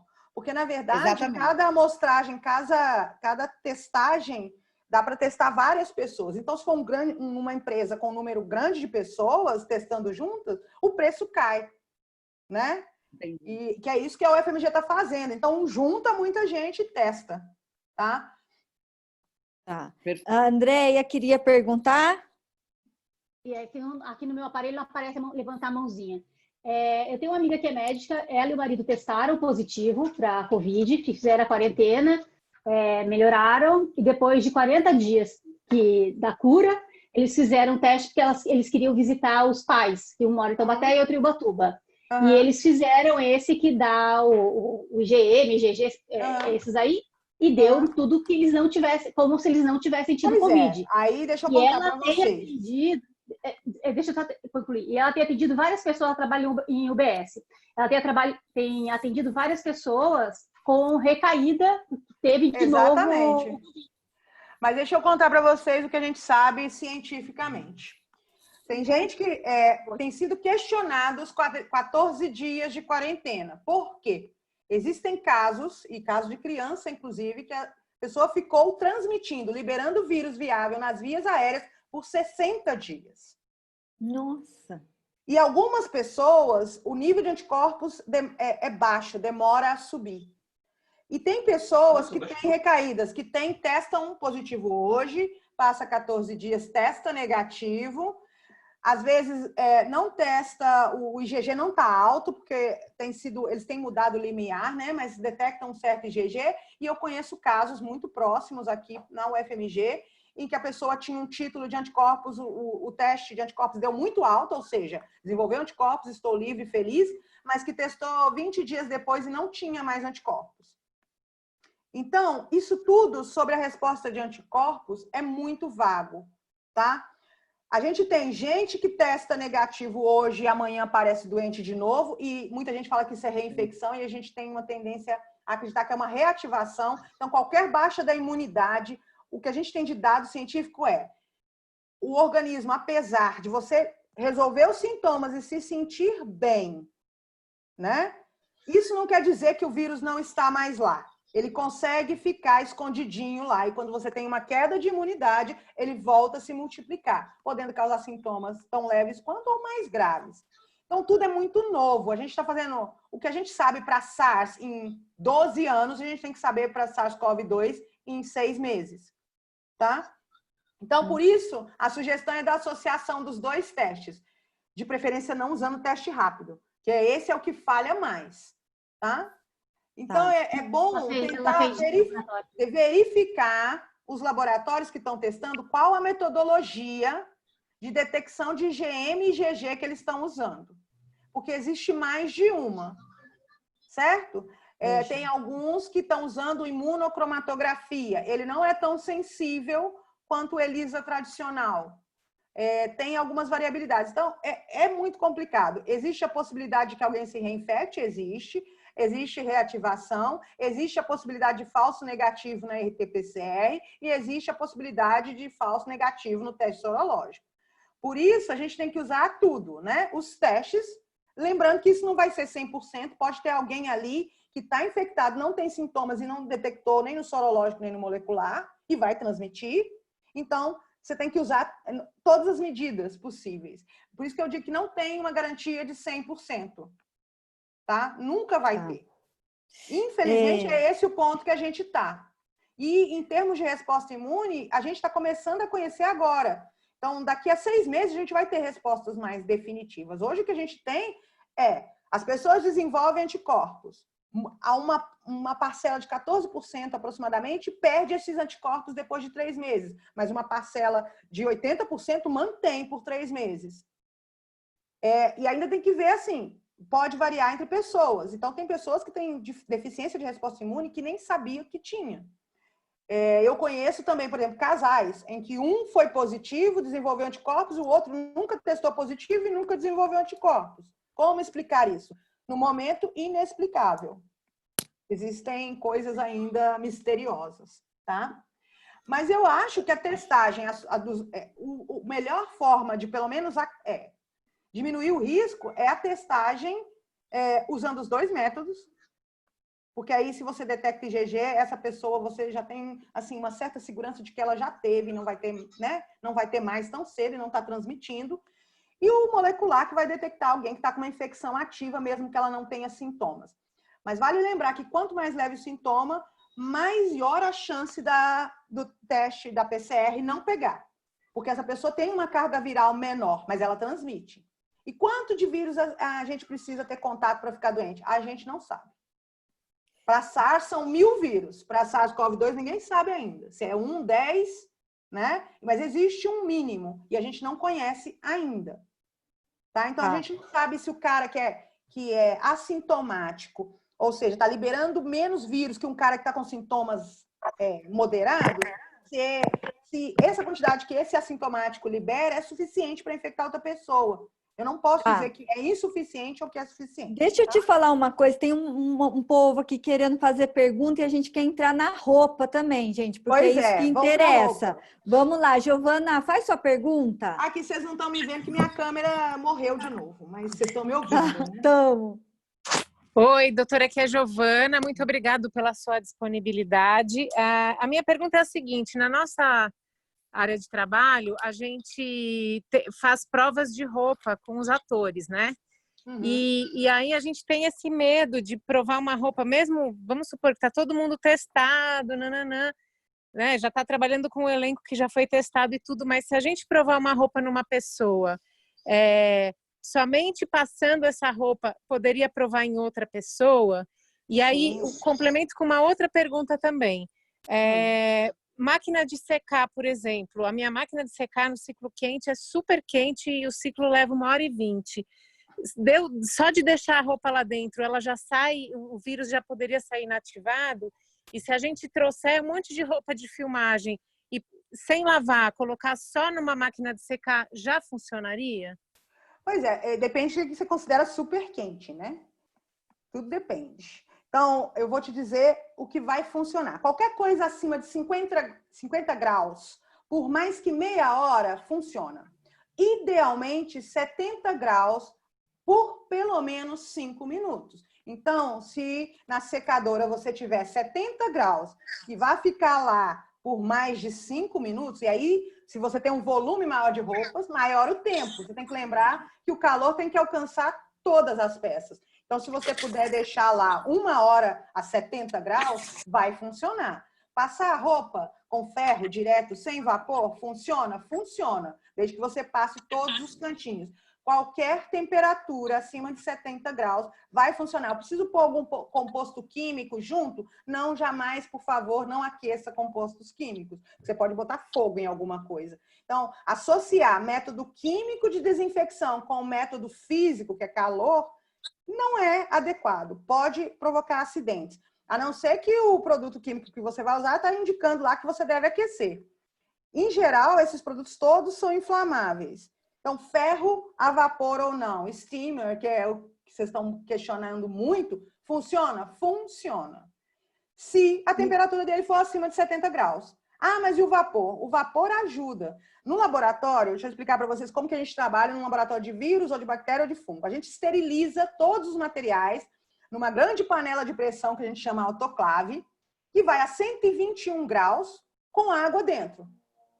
E a gente deixa 15 minutos a 121 graus e mata tudo, tá? Vírus, bactéria ou fungo. Quando é algum material que não pode ser submetido à pressão alta, igual a da autoclave, a gente faz a esterilização a seco, num forno de Pasteur, que vai acima de 120 graus, sem umidade nenhuma. Então, essas temperaturas são super eficazes. No forno de Pasteur também a gente deixa 15 minutos, mas é porque a gente enche de material. Se você está passando uma peça de roupa com ferro, com steamer, e ele vai acima de 70 graus, e você coloca esse calor por 3 minutos em cada canto dessa roupa, vai matar o vírus. Ele não tem a menor condição de sobrevivência. Não existe um supervírus que tolere temperaturas acima de 70 graus sem serem inativados, com vapor ou sem vapor. Mas o que é importante? Eu não posso passar 3 peças de roupa simultaneamente, porque isso não vai garantir. Você vai ter que passar uma por vez, na frente e atrás, né? Uma calça jeans, na frente e atrás, em todos os cantos, e garantir que todas as partes da roupa tiveram a mesma temperatura. E como a gente faz com o zíper? Como a gente faz com o zíper da calça jeans? Bom, se você puder colocar o ferro em cima, certamente a temperatura vai ser muito maior que a do tecido, porque o metal transmite o calor. Não vai sobreviver nenhum vírus. Desde que esse zíper pudesse ser aquecido, né? Normalmente pode, né?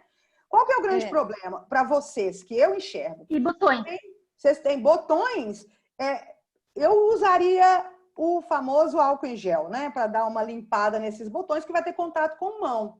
Mas se você puder pôr o ferro em cima e aquecer esse botão, vai eliminar o vírus. Sem problema steamer nenhum. Elimina. O steamer elimina no botão. Elimina no botão também, porque o vapor vai estar aquecido. Obviamente, e até você me perguntou, qual a distância, qual a melhor marca? Para a gente não existe melhor marca. A melhor marca é aquela que vai chegar a 70 graus. 70 graus. A distância é aquela recomendada pelo fabricante e pelo tecido que você está usando. Você tem que saber se o tecido resiste àquela temperatura. Obviamente, quanto mais próximo, maior a temperatura próxima do tecido. E você tem que garantir que todos os cantos, então isso vai ser uma responsabilidade de quem for usar o steamer, de que toda a peça vai receber esse calor de forma igual. Então você vai ter que ir passando de pouquinho, não vai dar para passar rapidinho como a gente gosta, né? De passa rapidinho e pronto. O ferro, nesse caso, ele é mais eficaz, porque você tem um calor mais direto. Mas vai funcionar. Qualquer steamer que tiver uma temperatura superior a 70 graus, que você aplique essa temperatura nessa superfície, ou qualquer superfície, seja de bijuteria, roupa ou a parede, vai matar o vírus. Ele não vai resistir a uma temperatura de 70 graus por mais que 3 minutos, de jeito nenhum. Nem o ebola resistiria, que é muito mais infeccioso, tá? Tem mais que... Cristal, pergunte. Na verdade, boa parte dos meus questionamentos ela já respondeu, Alice. É só isso que eu escrevi agora aqui, por exemplo. No steamer, o vapor, para alcançar o vapor, a água tem que estar a no mínimo 100 graus. Então, o steamer ultrapassa os 70 graus necessário para matar o vírus. Ótimo. E aí, a gente pode passar esse vapor em outros materiais que não tecido também. Tipo, se a gente quiser passar nas bichus, se a gente quiser passar nos sapatos, nas bolsas. Isso vai depender do sapato, vocês vão ter que ver. O sapato, depende do sapato. Mas qualquer material que você quiser usar o calor, que é acima de 70 graus, vai funcionar. O importante é que todo objeto, ou a roupa, tenha esse, né, o calor alcance todas as superfícies. E o que vai determinar o uso ou não? Você vai ter que saber, aí vai depender do material, você vai ter que saber se aquela biju pode ser submetida a esse calor e ao vapor. Ah, se não Couro. puder, Couro pode, será? depende, acho que eu acho que pode, mas você vai ter que olhar lá a etiquetinha do fabricante, se pode ficar, sabe aquela etiquetinha, se pode pôr em água quente, se não pode pôr, se pode pôr na secadora, se não pode pôr. Então, materiais que você não puder usar o calor, você vai ter que usar outros métodos. E aí, sugiro o álcool 70. Muita gente quer usar couro, UV. Jaqueta de couro, por exemplo, você vai ter o couro e o punho, né? E o punho, ele fica bem... Pode grudar bastante vírus lá, né? Olha, mas se você conseguir submeter calor nos dois lados e mantiver um calor, né, de 5 minutos naquele local, não vai sobreviver. Vai esquentar, ele não é Highlander, gente. Ele não vai sobreviver. Não existe. Agora, se fosse um fungo, poderia. Tem fungo que cresce no deserto do Atacama. Então, vocês podem imaginar que ele resiste a coisas absurdas. É um vírus, tá?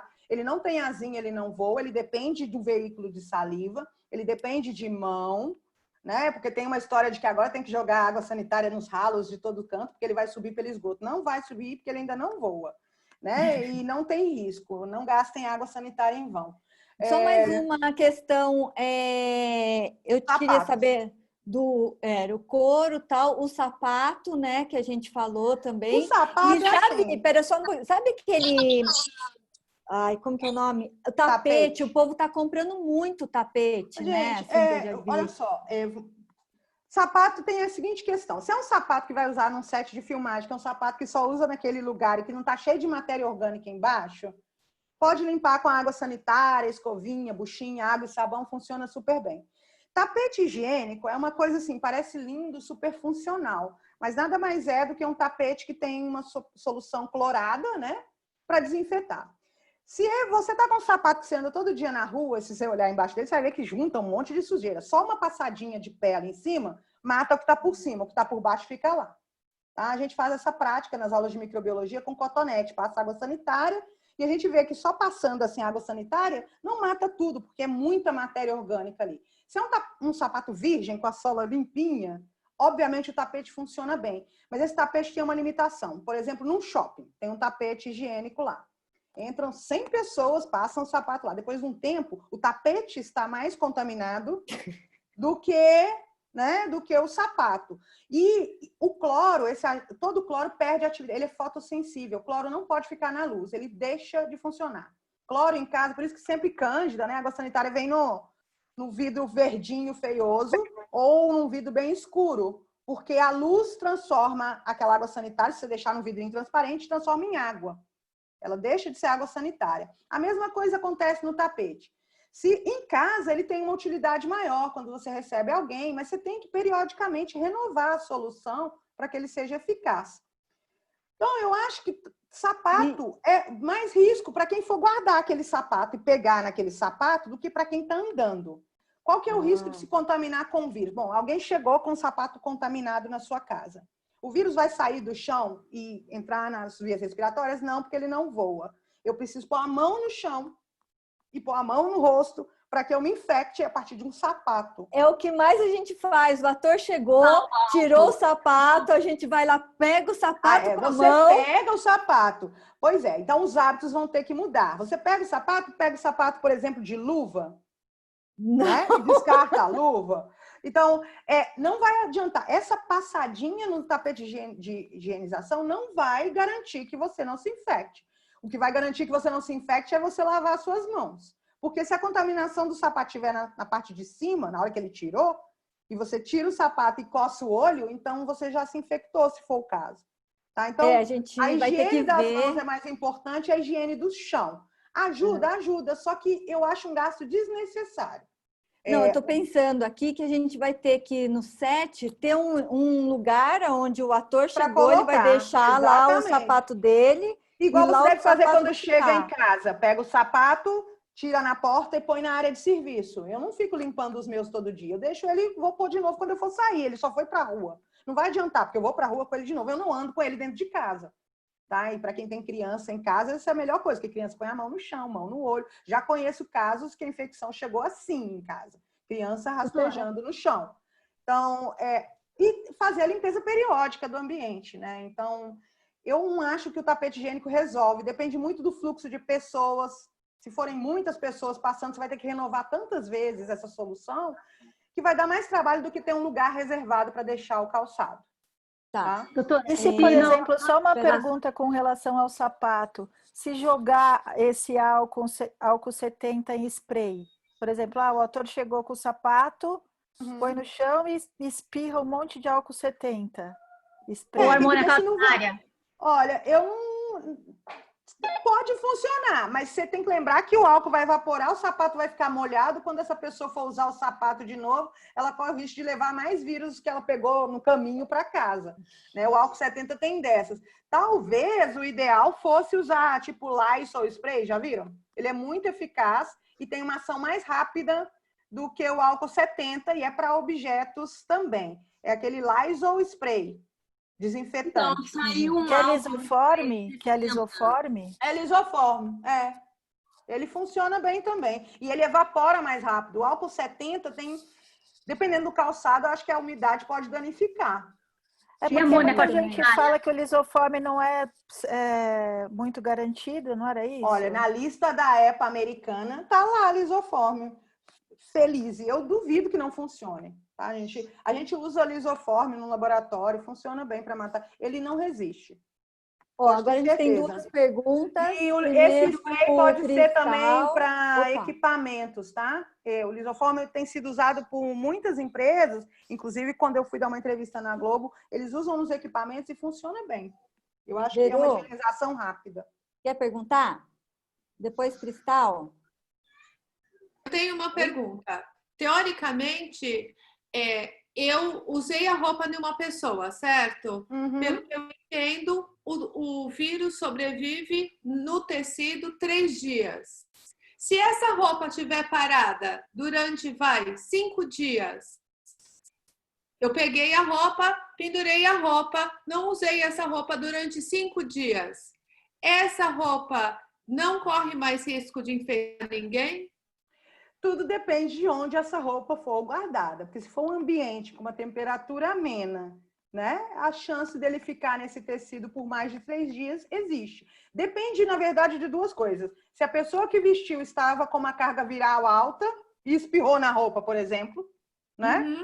E essa roupa foi para um ambiente com uma temperatura de 22, 23 graus, não é garantia de que esse vírus não vai estar viável depois desses 3 dias. O ideal é qualquer pessoa que usar, você desinfeta antes de guardar. Então, mas aí, por exemplo, eu fui lá, sem ser, passei o steamer, passei o gel, guardei a roupa, mas eu só vou usá-la daqui 1 semana. Ok. Você já desinfetou, o vírus não vai pular lá dentro de novo. Você tem certeza? E o vírus passa de uma roupa para outra? Vamos supor que eu tenho uma arara. Eu peguei essa roupa, tirei e coloquei numa arara cheia de roupa limpa. Eu infectei, corro o risco de infectar? Não, só se tiver lá, sei lá, né, um cuspe gigantesco molhado, encostado e só mesmo na outra. Tem que ter contato direto, tá? Ele não vai pular de uma roupa no início da arara para o final da arara. E nem vai voar. Mas aqui o ideal seria a gente separar o que foi usado e o que não foi usado, né? Sim, mas o ideal você pode até colocar junto, desde que você desinfete antes. A não ser que você duvide da sua desinfecção. Mas uma coisa que eu lembrei, pensando aí em vocês mesmos, figurinistas, é que vocês não vão poder ficar passando ou usando o steamer só pro resto da vida. Vai chegar um ponto que vocês vão ter que lavar, né? E é importante que, periodicamente, por quê? Acúmulo de sujeira pode dar uma proteção para as partículas virais. Então, depois de um tempo, gordura da pele de quem usou, né? Suor. Isso pode dar uma proteção para esse vírus e diminuir a eficácia da sua esterilização. Depois de, sei lá, 1000 usos. A gente não sabe. Não tem um. Depende de quem vestiu, na verdade. Se essa pessoa estava com muito vírus, se estava espirrando em cima da roupa, se você desinfetou, aí você passou para uma outra que também estava super infectada. Enfim. O ideal é que de tempos em tempos tenha uma limpeza mais profunda dessas roupas, mesmo porque deve sujar depois de um tempo, né? Então, uma hora vai ter que lavar e água e sabão é o melhor remédio. Não tem jeito. Isso que eu ia perguntar. Esse risco de que você tem uma pessoa que vestiu aquela roupa, você desinfetou, passou a ferro, usou o steamer e você vai guardar, Só se você não tiver desinfetado direito para contaminar a roupa que está imediatamente do lado, porque as outras não vai ser possível, tá? Vai precisar de uma mão contaminada para contaminar uma área inteira ou de alguém espirrando naquele ambiente fechado. Agora, se a pessoa que manipula as roupas, onde elas ficam guardadas, estiver infectada, espirrar lá dentro, em cima das roupas, você pode encontrar vírus em todas as peças. Tá. Então, agora, outra pergunta. Eu tenho 2 atores, certo? Que vão contracenar um com o outro. E que nem sempre eles vão ter distanciamento. Tenho 3. A maneira mais segura é, eu terminei o meu dia, certo? Eu não tenho tempo de lavar a roupa para o dia seguinte. O mais seguro é, todos os dias, eu esterilizar e tudo isso para eu usar essa mesma roupa no dia seguinte? É melhor, é o ideal. Mas se você não puder esterilizar no dia, coloque essa que foi usada, que você não teve tempo de esterilizar, num saquinho plástico. Uma capa, tá bom. Ou numa caixa, sei lá, vocês não têm essas caixas container. Essas aqui foram usadas, não foram esterilizadas, coloca tudo lá dentro, esteriliza no dia seguinte, tudo de uma vez. Não quero esterilizar só essa, tô cansada. Pode, você não vai colocar essa roupa junto com as outras que estão desinfetadas, né? Você vai separar. Se você puder separar num container fechado, pode ser até papelão, né? Porque o vírus não vai passar ali. Separar o usado do desinfetado, pode fazer tudo no outro dia, tá? Não tem problema. Muito obrigada, muito obrigada.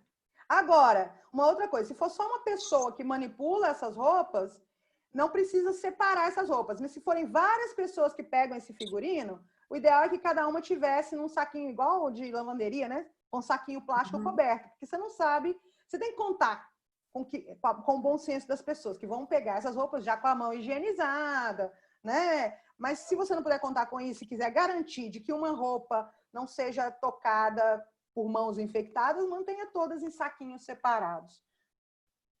Cristal? Doutora, correndo o risco de ser redundante na pergunta, a respeito de passar com o steamer, que é passar com vapor.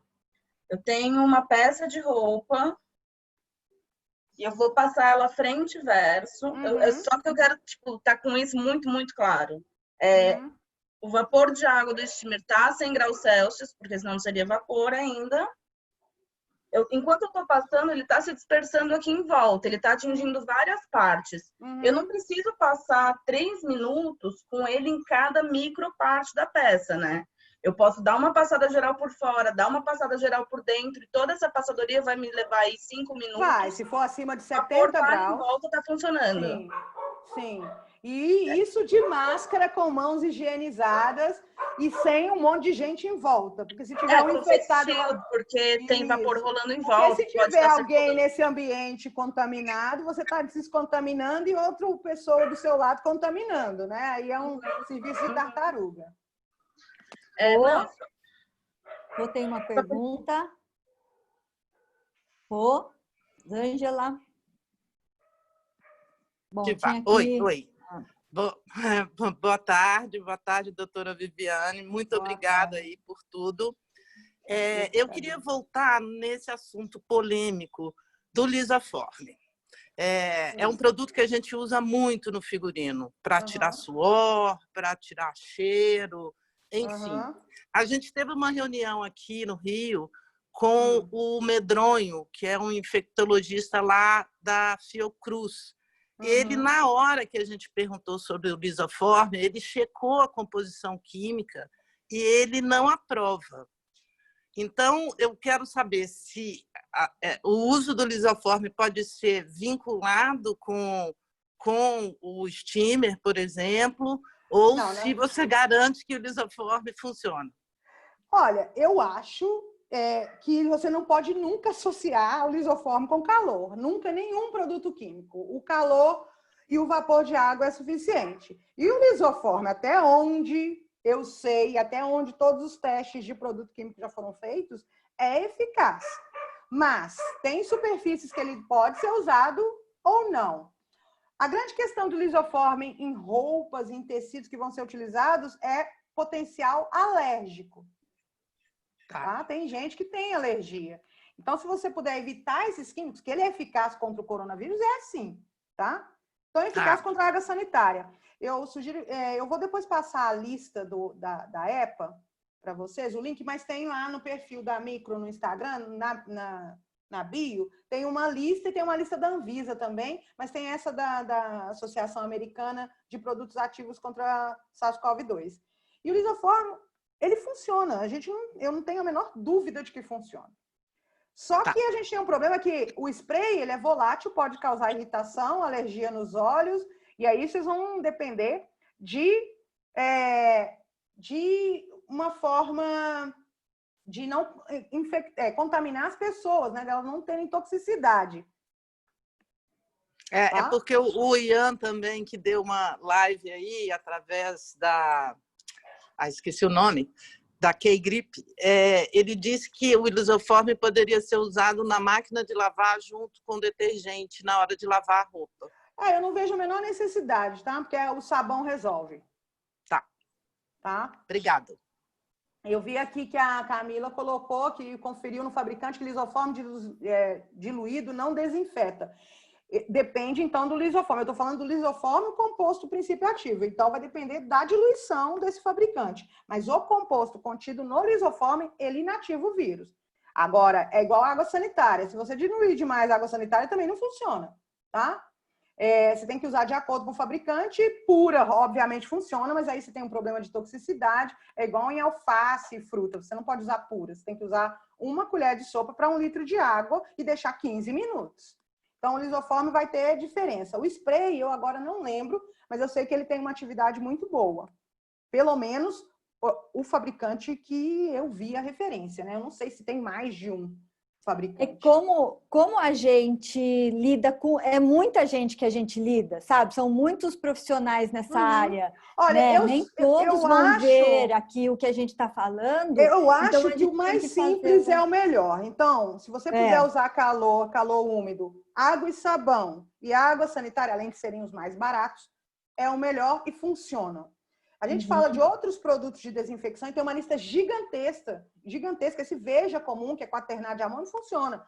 Mas os mais simples são esses, entendeu? E você vai ter superfícies que você não vai poder utilizar nem lisoforme, nem água sanitária, nem água com sabão. Então, você tem a opção do calor. Calor seco, por exemplo, biju, uma sugestão, eu até te disse, é usar forninho mesmo, esse de manicure, para que é calor, tá? E seco, porque pode não danificar, porque alguma coisa não vai poder pôr no vapor de água, vai começar a descascar, desfazer. Então, a gente tem opções, mas a gente sabe que o ideal não associe calor com produto químico.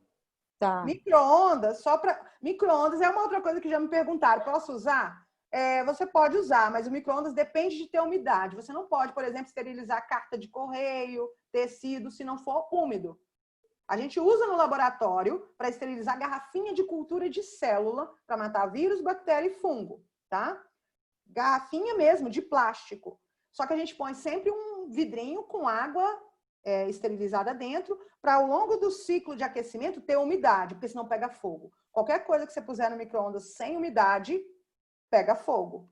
Não vai, mas eu pus e não pegou fogo. Sorte, que bom que não pegou fogo. Mas pode pegar fogo. Então, se você puser um copo de água no micro-ondas e puser uma camiseta, eu quero esterilizar, funciona? Funciona, mas não, tem que ter umidade junto. Não pode ser a camiseta. Tem gente que seca a roupa no micro-ondas, mas a roupa estava úmida, então não vai pegar fogo. Mas se for colocar uma roupa seca, tem grande chance de pegar fogo. E não pode ter nada metálico, né? Nesse material. Mas funciona, o micro-ondas funciona. Mas tem que ter água junto. Tá? Micro-ondas esteriliza com vapor de água. Por isso funciona para alimentos. E aí distribui o micro-ondas de forma a matar esses micro-organismos. Nunca seco. Ultravioleta, funciona? Funciona, gente. Só que é só em superfície. Ele não atravessa, ele não vai entrar dentro da calça jeans. Você tem que virar a calça jeans, virar do avesso, tá? Você vai ter que fazer todos os lados, vai dar um trabalho enorme. Debaixo do botão também ela não vai, porque ela não faz curva. Ela é uma radiação reta e só vê superfície. Mas funciona? Funciona. Eu tenho que ter isso em casa, esterilizar os ambientes? Besteira. A gente não pode viver sem eles. O ambiente doméstico é o mais seguro, né? Mas funciona, funciona. Só que tem que lembrar que a radiação ultravioleta também danifica a nossa pele. Você pode desenvolver um câncer de pele por ficar usando radiação ultravioleta. Ela queima. Eu já tive uns acidentes no laboratório de excesso de radiação ultravioleta e fica ardendo como se você estivesse no sol mesmo. A mesma radiação, uma versão 10 vezes pior.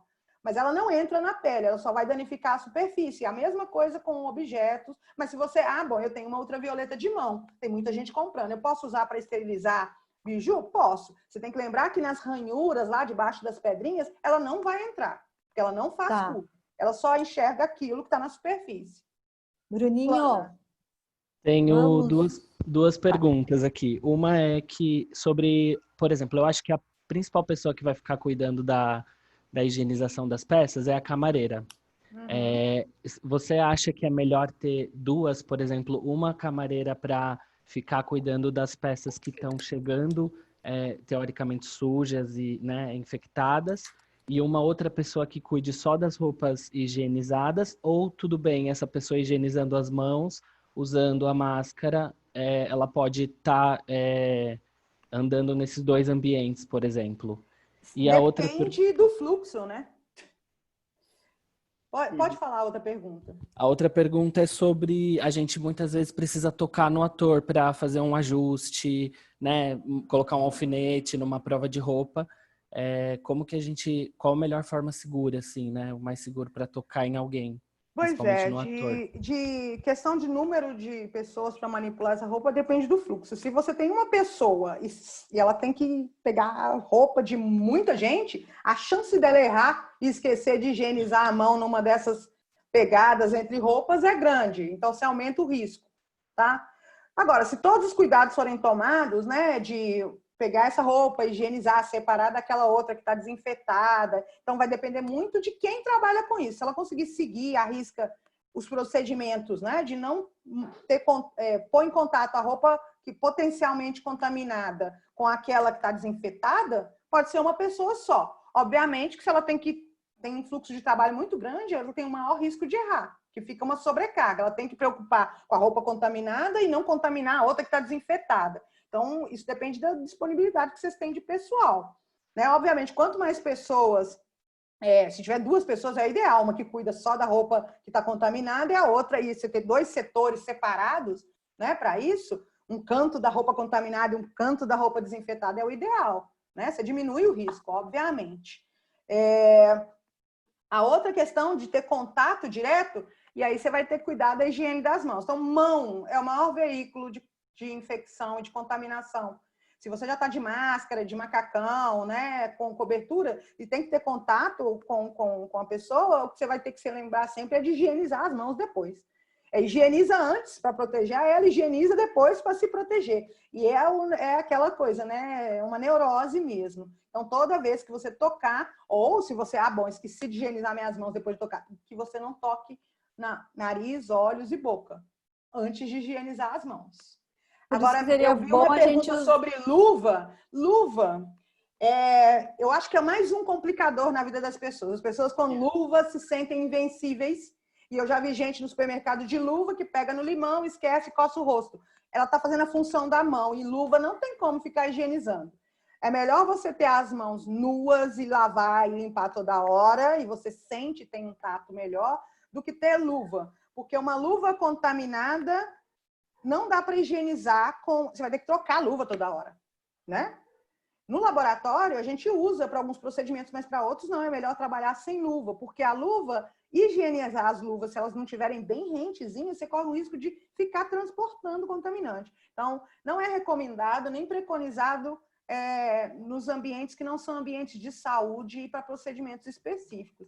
E eu acho que, no geral, ninguém deveria usar luvas. Dá uma falsa segurança e é mais uma fonte de contaminação. Porque se você está com a luva e ela não tem uma proteção direito no punho, você pode ter entrada de micro-organismos por baixo da luva, aí você vai tirar a luva e acaba se contaminando se não tira direito. E, além de tudo, a gente gera mais lixo, né? Que pode gerar contaminação cruzada. Então, não há nenhuma recomendação no mundo de uso de luvas na população em geral, nem em empresas, porque dá uma falsa segurança e ainda pode aumentar o risco de contaminação cruzada. Eu acho que para a gente no set seria interessante, eu não sei quem já fez e usou o Face Shield de repente, né? Porque porque pegar a mão sem nada, pegar um sapato do ator e de repente colocar essa mão no olho é 2 palitos, né, gente? Eu acho que que lidam com muitas pessoas, o face shield é essencial. É melhor. Pode ser o óculos de proteção? Pode, mas o óculos de proteção protege do risco de infecção dos olhos, porque a gente sabe que tem receptor, e tem gente que tem sintomas só de conjuntivite, já tem indícios de infecção ocular, tá? Mas a gente ainda fica com o rosto exposto quando é só óculos. Então, o face shield é um complemento à máscara, porque protege os olhos e o rosto, e evita também que você leve a mão ao rosto, né? Só se o rosto coçar e você enfia por baixo do face shield, mas aí já é loucura. Então, eu acho que para todos que estiverem lidando com muitas pessoas, máscara, face shield, a proteção, né, mais essencial possível. Cabelos presos para as mocinhas ou moças de cabelos compridos, né? Não precisa touca. É assim, chega em casa, lava a cabeça, o shampoo, lava tudo.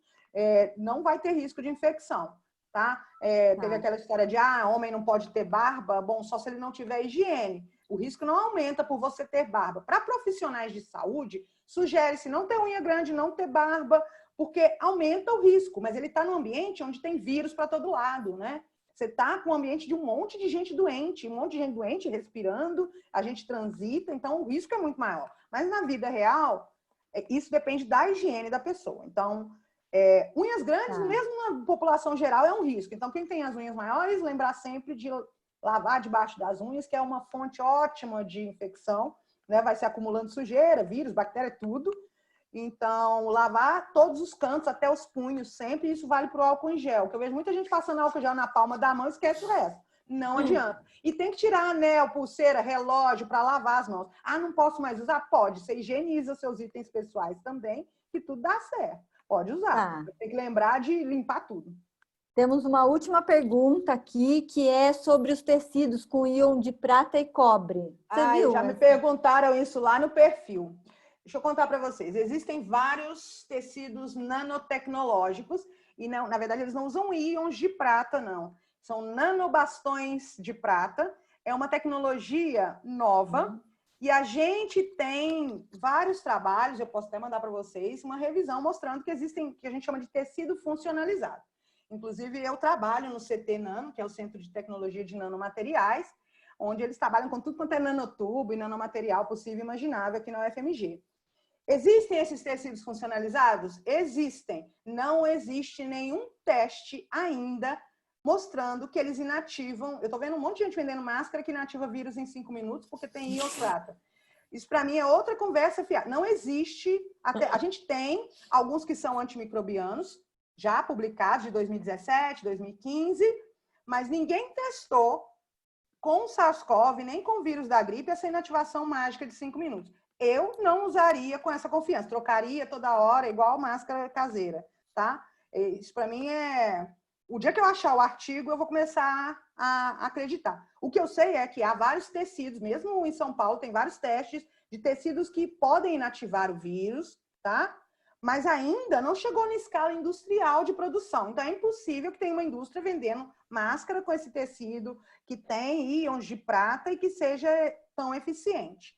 A gente sabe que esse tipo de tecido com nanomaterial já está ainda em desenvolvimento, mas não existe nenhuma publicação mostrando que realmente, se eu usar essa máscara, eu posso ficar com ela o dia inteiro, que o vírus em contato com ela morre em 5 minutos. Não tem esse dado, tá? É o capitalismo da crise, né? Exatamente, é porque agora tem cloro, já tem álcool, eu rio com as pessoas lá do Instituto de Ciências Exatas, tem álcool natural, como que chama? Álcool vegano. Eu falei, impossível, não existe álcool produzido a partir de plantas, tá? Então tem muita coisa comercial aí, capitalismo puro. Eu não boto fé, eu usaria como uma máscara qualquer, tá? Troquem sempre que ficar úmida, principalmente quem fala muito. Se for usar N95, existem já alguns procedimentos para reutilização, mas o ideal é que não se reutilize, né? Elas são descartáveis por algum motivo. A máscara cirúrgica, que é aquela máscara, parece fininha, parece que não protege nada. Na verdade, ela não é só aquele paninho, ela tem um polímero na superfície que faz a filtragem e protege mais que as caseiras. Mas elas também estão em falta. Então, as de tecido funcionam? Funcionam. Com 3 camadas, idealmente. Com 2 também. Se você consegue manter 2 metros de distância, vai funcionar. Mas troque quando ficar úmida, lave diariamente. Preciso lavar com água quente. Não, água e sabão, esfrega, põe para secar e só usa seca. Preciso deixar de molho 15 minutos na água sanitária? Nós, microbiologistas, achamos isso um exagero. Vai acabar com a máscara, acaba com o tecido e ela vai perder a função muito rápido, vai ter que jogar fora. Água e sabão de molho 15 a 20 minutos, esfrega bem. A gente ainda não conhece nenhum vírus que resista a esses procedimentos, tá? Então, a máscara de íons de prata funciona? Não ponho fé. Tá? Eu usaria como uma máscara qualquer, tá? Ela custa, eu já vi que ela custa bem caro, isso é para ganhar dinheiro só, porque não existe nenhum dado científico mostrando a eficácia delas. E nenhuma recomendação, use... Olha, as recomendações de Harvard para os estudantes, para a comunidade, para o King's College, são máscaras de tecido de 3 camadas. Muita gente pergunta da de neoprene, não existe nenhum estudo, mas como ela é espessa, deve funcionar bem. E aí é uma questão física, tá? Não existe nada mágico ainda. Assim como não existe medicamento mágico e tratamento preventivo mágico, não tem máscara mágica. Então, máscaras são... E a gente que passa um dia no set, nosso dia tem 12 horas, né, no set de filmagem. Essa máscara, eu preciso trocar, por exemplo, essa máscara de tecido eu troco de 2 em 2 horas ou a hora que ela ficar úmida? Olha, esse tempo em horas foi estimado com base em X, que ninguém sabe de onde veio esse dado, sabe? A sugestão é, se você sente que ela ficou úmida, troque. Se ela não ficou úmida, você é uma pessoa que fica calado o dia inteiro com a sua máscara num ambiente onde não tem aglomeração, você pode ficar o dia inteiro com ela? Pode. Agora, se circulam outras pessoas, troque pelo menos a cada 4 horas, mesmo que não fique úmido. Isso é porque tem outras pessoas no ambiente. Mas você está no escritório, em que você mantém 2 metros de distância de outra pessoa e não fala nada, fica só no computador. Você não precisa trocar a cada 4 horas, tá? Não tem esse risco. Se for um ambiente ventilado, então evitem ambientes fechados. Janela agora é a melhor opção, ar-condicionado agora é um veneno, tá? Para circular, se tiverem muitas pessoas, mesmo que elas estejam a 2 metros de distância uma da outra, tem que ter ventilação, porque o vírus fica nos aerossóis viável, infectante, por 16 horas no ambiente, um quartinho fechado com 3 pessoas, é uma festa, entendeu? Para um vírus. Então, se tiver ventilação, tiver distanciamento correto, troque a cada 4 horas por segurança. Então, você tem que ter num dia pelo menos 3 máscaras para trocar. Coloque ela num saquinho, né, para levar para casa para lavar, para, se ela estiver contaminada, não contaminar todos os seus outros objetos pessoais e lave quando chegar em casa. Não precisa deixar a roupa de quarentena quando chega em casa também, não. Pode jogar na máquina, lavar com as demais, com água e sabão, que também não tem problema. É só não usar da rua em casa. Eu estou pensando aqui que a nossa alimentação vai ser complicado, né, gente? Porque a gente senta geralmente na frente, não tem muito espaço, né?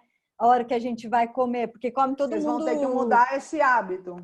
A gente já está colocando 1,5 metro, mas 1,5 metro não tem naqueles pranchões que a gente come, né? Só tem divisória acrílica para eles. Já ouvi falar que já mudou isso. Se vocês conseguirem se isolar... Divisória acrílica. Aí funciona. Se você conseguir isolar, funciona.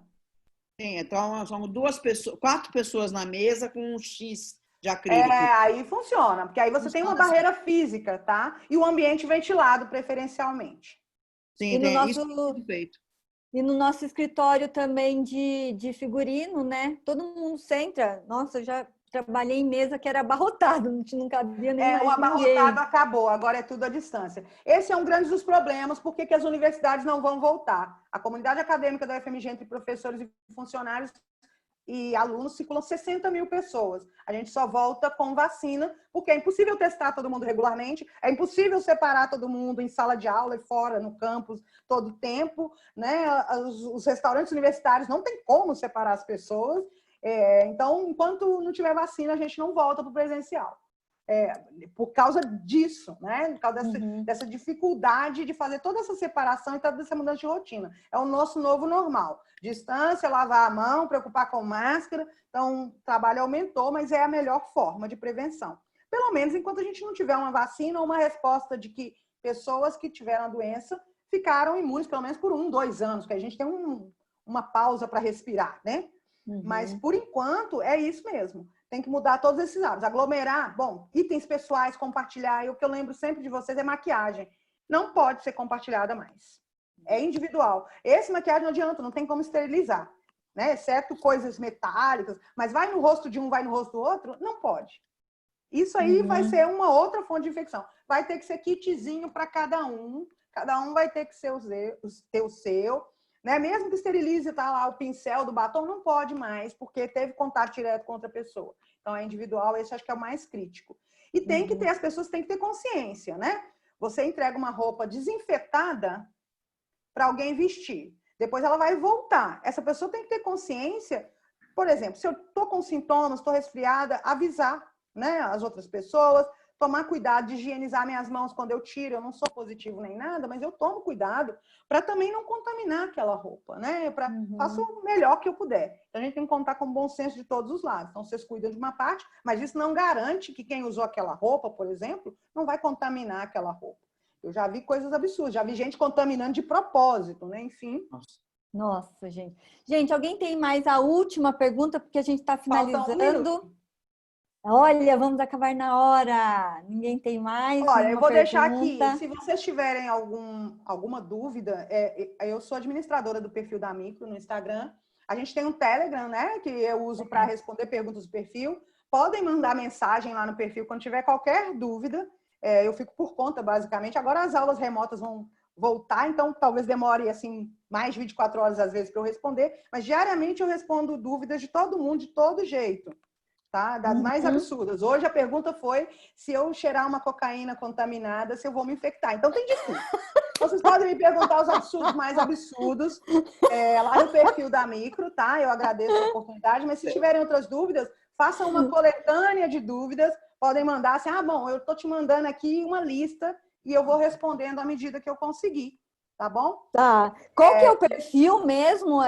Que eu procuro arroba microfmg. Tem no Facebook, tem no Instagram, que é onde eu fico por conta de responder questões, e sempre tem posts novos com as atualizações. No YouTube tem vários vídeos sobre tudo, sobre a doença, prevenção, tratamento, enfim, sintomas, e estão divididos por playlist. A gente sempre está fazendo live com profissionais. Hoje tem a de resposta imune, que eu acho que vai tirar muitas dúvidas, né? Na próxima semana vai ter uma dos tratamentos em desenvolvimento. Mas sempre que tiverem questões, mandem lá no inbox, né? no perfil, no direct. E pode mandar. Tem um link para o Telegram também na bio do perfil. Tem os vídeos para baixar, para compartilhar no WhatsApp. A gente desmistifica ali fake news e coisas do tipo. Tá? Então, podem ficar à vontade. Podem fazer uma listinha, né, de perguntas. Manda um PDF. Pode ser por e-mail também, se quiserem mandar para o meu e-mail da UFMG. Enfim, não tem como não se comunicar, né, porque minha sempre gente? tem dúvidas, mas eu posso garantir para vocês que calor funciona, água, sabão funciona, cloro funciona, tá? São os métodos mais simples e eficazes. O steamer pode ser usado com tranquilidade, mas aí é a responsabilidade de quem está fazendo fazer direito, né? Então, vou passar na roupa inteira de um lado do outro e isso vai, né? Porque você está pensando no próximo também. Então, funciona. O vírus não é assim... ele traz um estrago grande, mas ele é matável, digamos assim, né? A gente pode eliminar o vírus dos ambientes e dos lugares. Infelizmente, a gente não pode desinfetar pessoas ainda. Doutora Viviane, muito obrigada, foi muito esclarecedor. Eu acho que das reuniões que a gente teve, assim, essa foi uma muito clara, né? E para a gente, principalmente que trata com roupa, saber do steamer e de tudo isso, foi ótimo. Muito obrigada mesmo. Viu, eu que agradeço. Desculpe minha versão sem rosto. Minha câmera realmente não resolveu. Acho que não tem salvação para ela, mas... E eu que agradeço. Então, eu estou à disposição, se precisarem. Né? Ótimo. Entrem em contato se tiverem pânico. Mas não fiquem em pânico, vai passar. Muito obrigada. O setor todo lhe agradece. Obrigada, viu? Muito obrigada. Boa tarde a todos. Cuidem-se todos. Eu também. Estamos de você inteira. Tchau, mãe. Tchau, obrigada. Tchau, obrigada. Obrigada.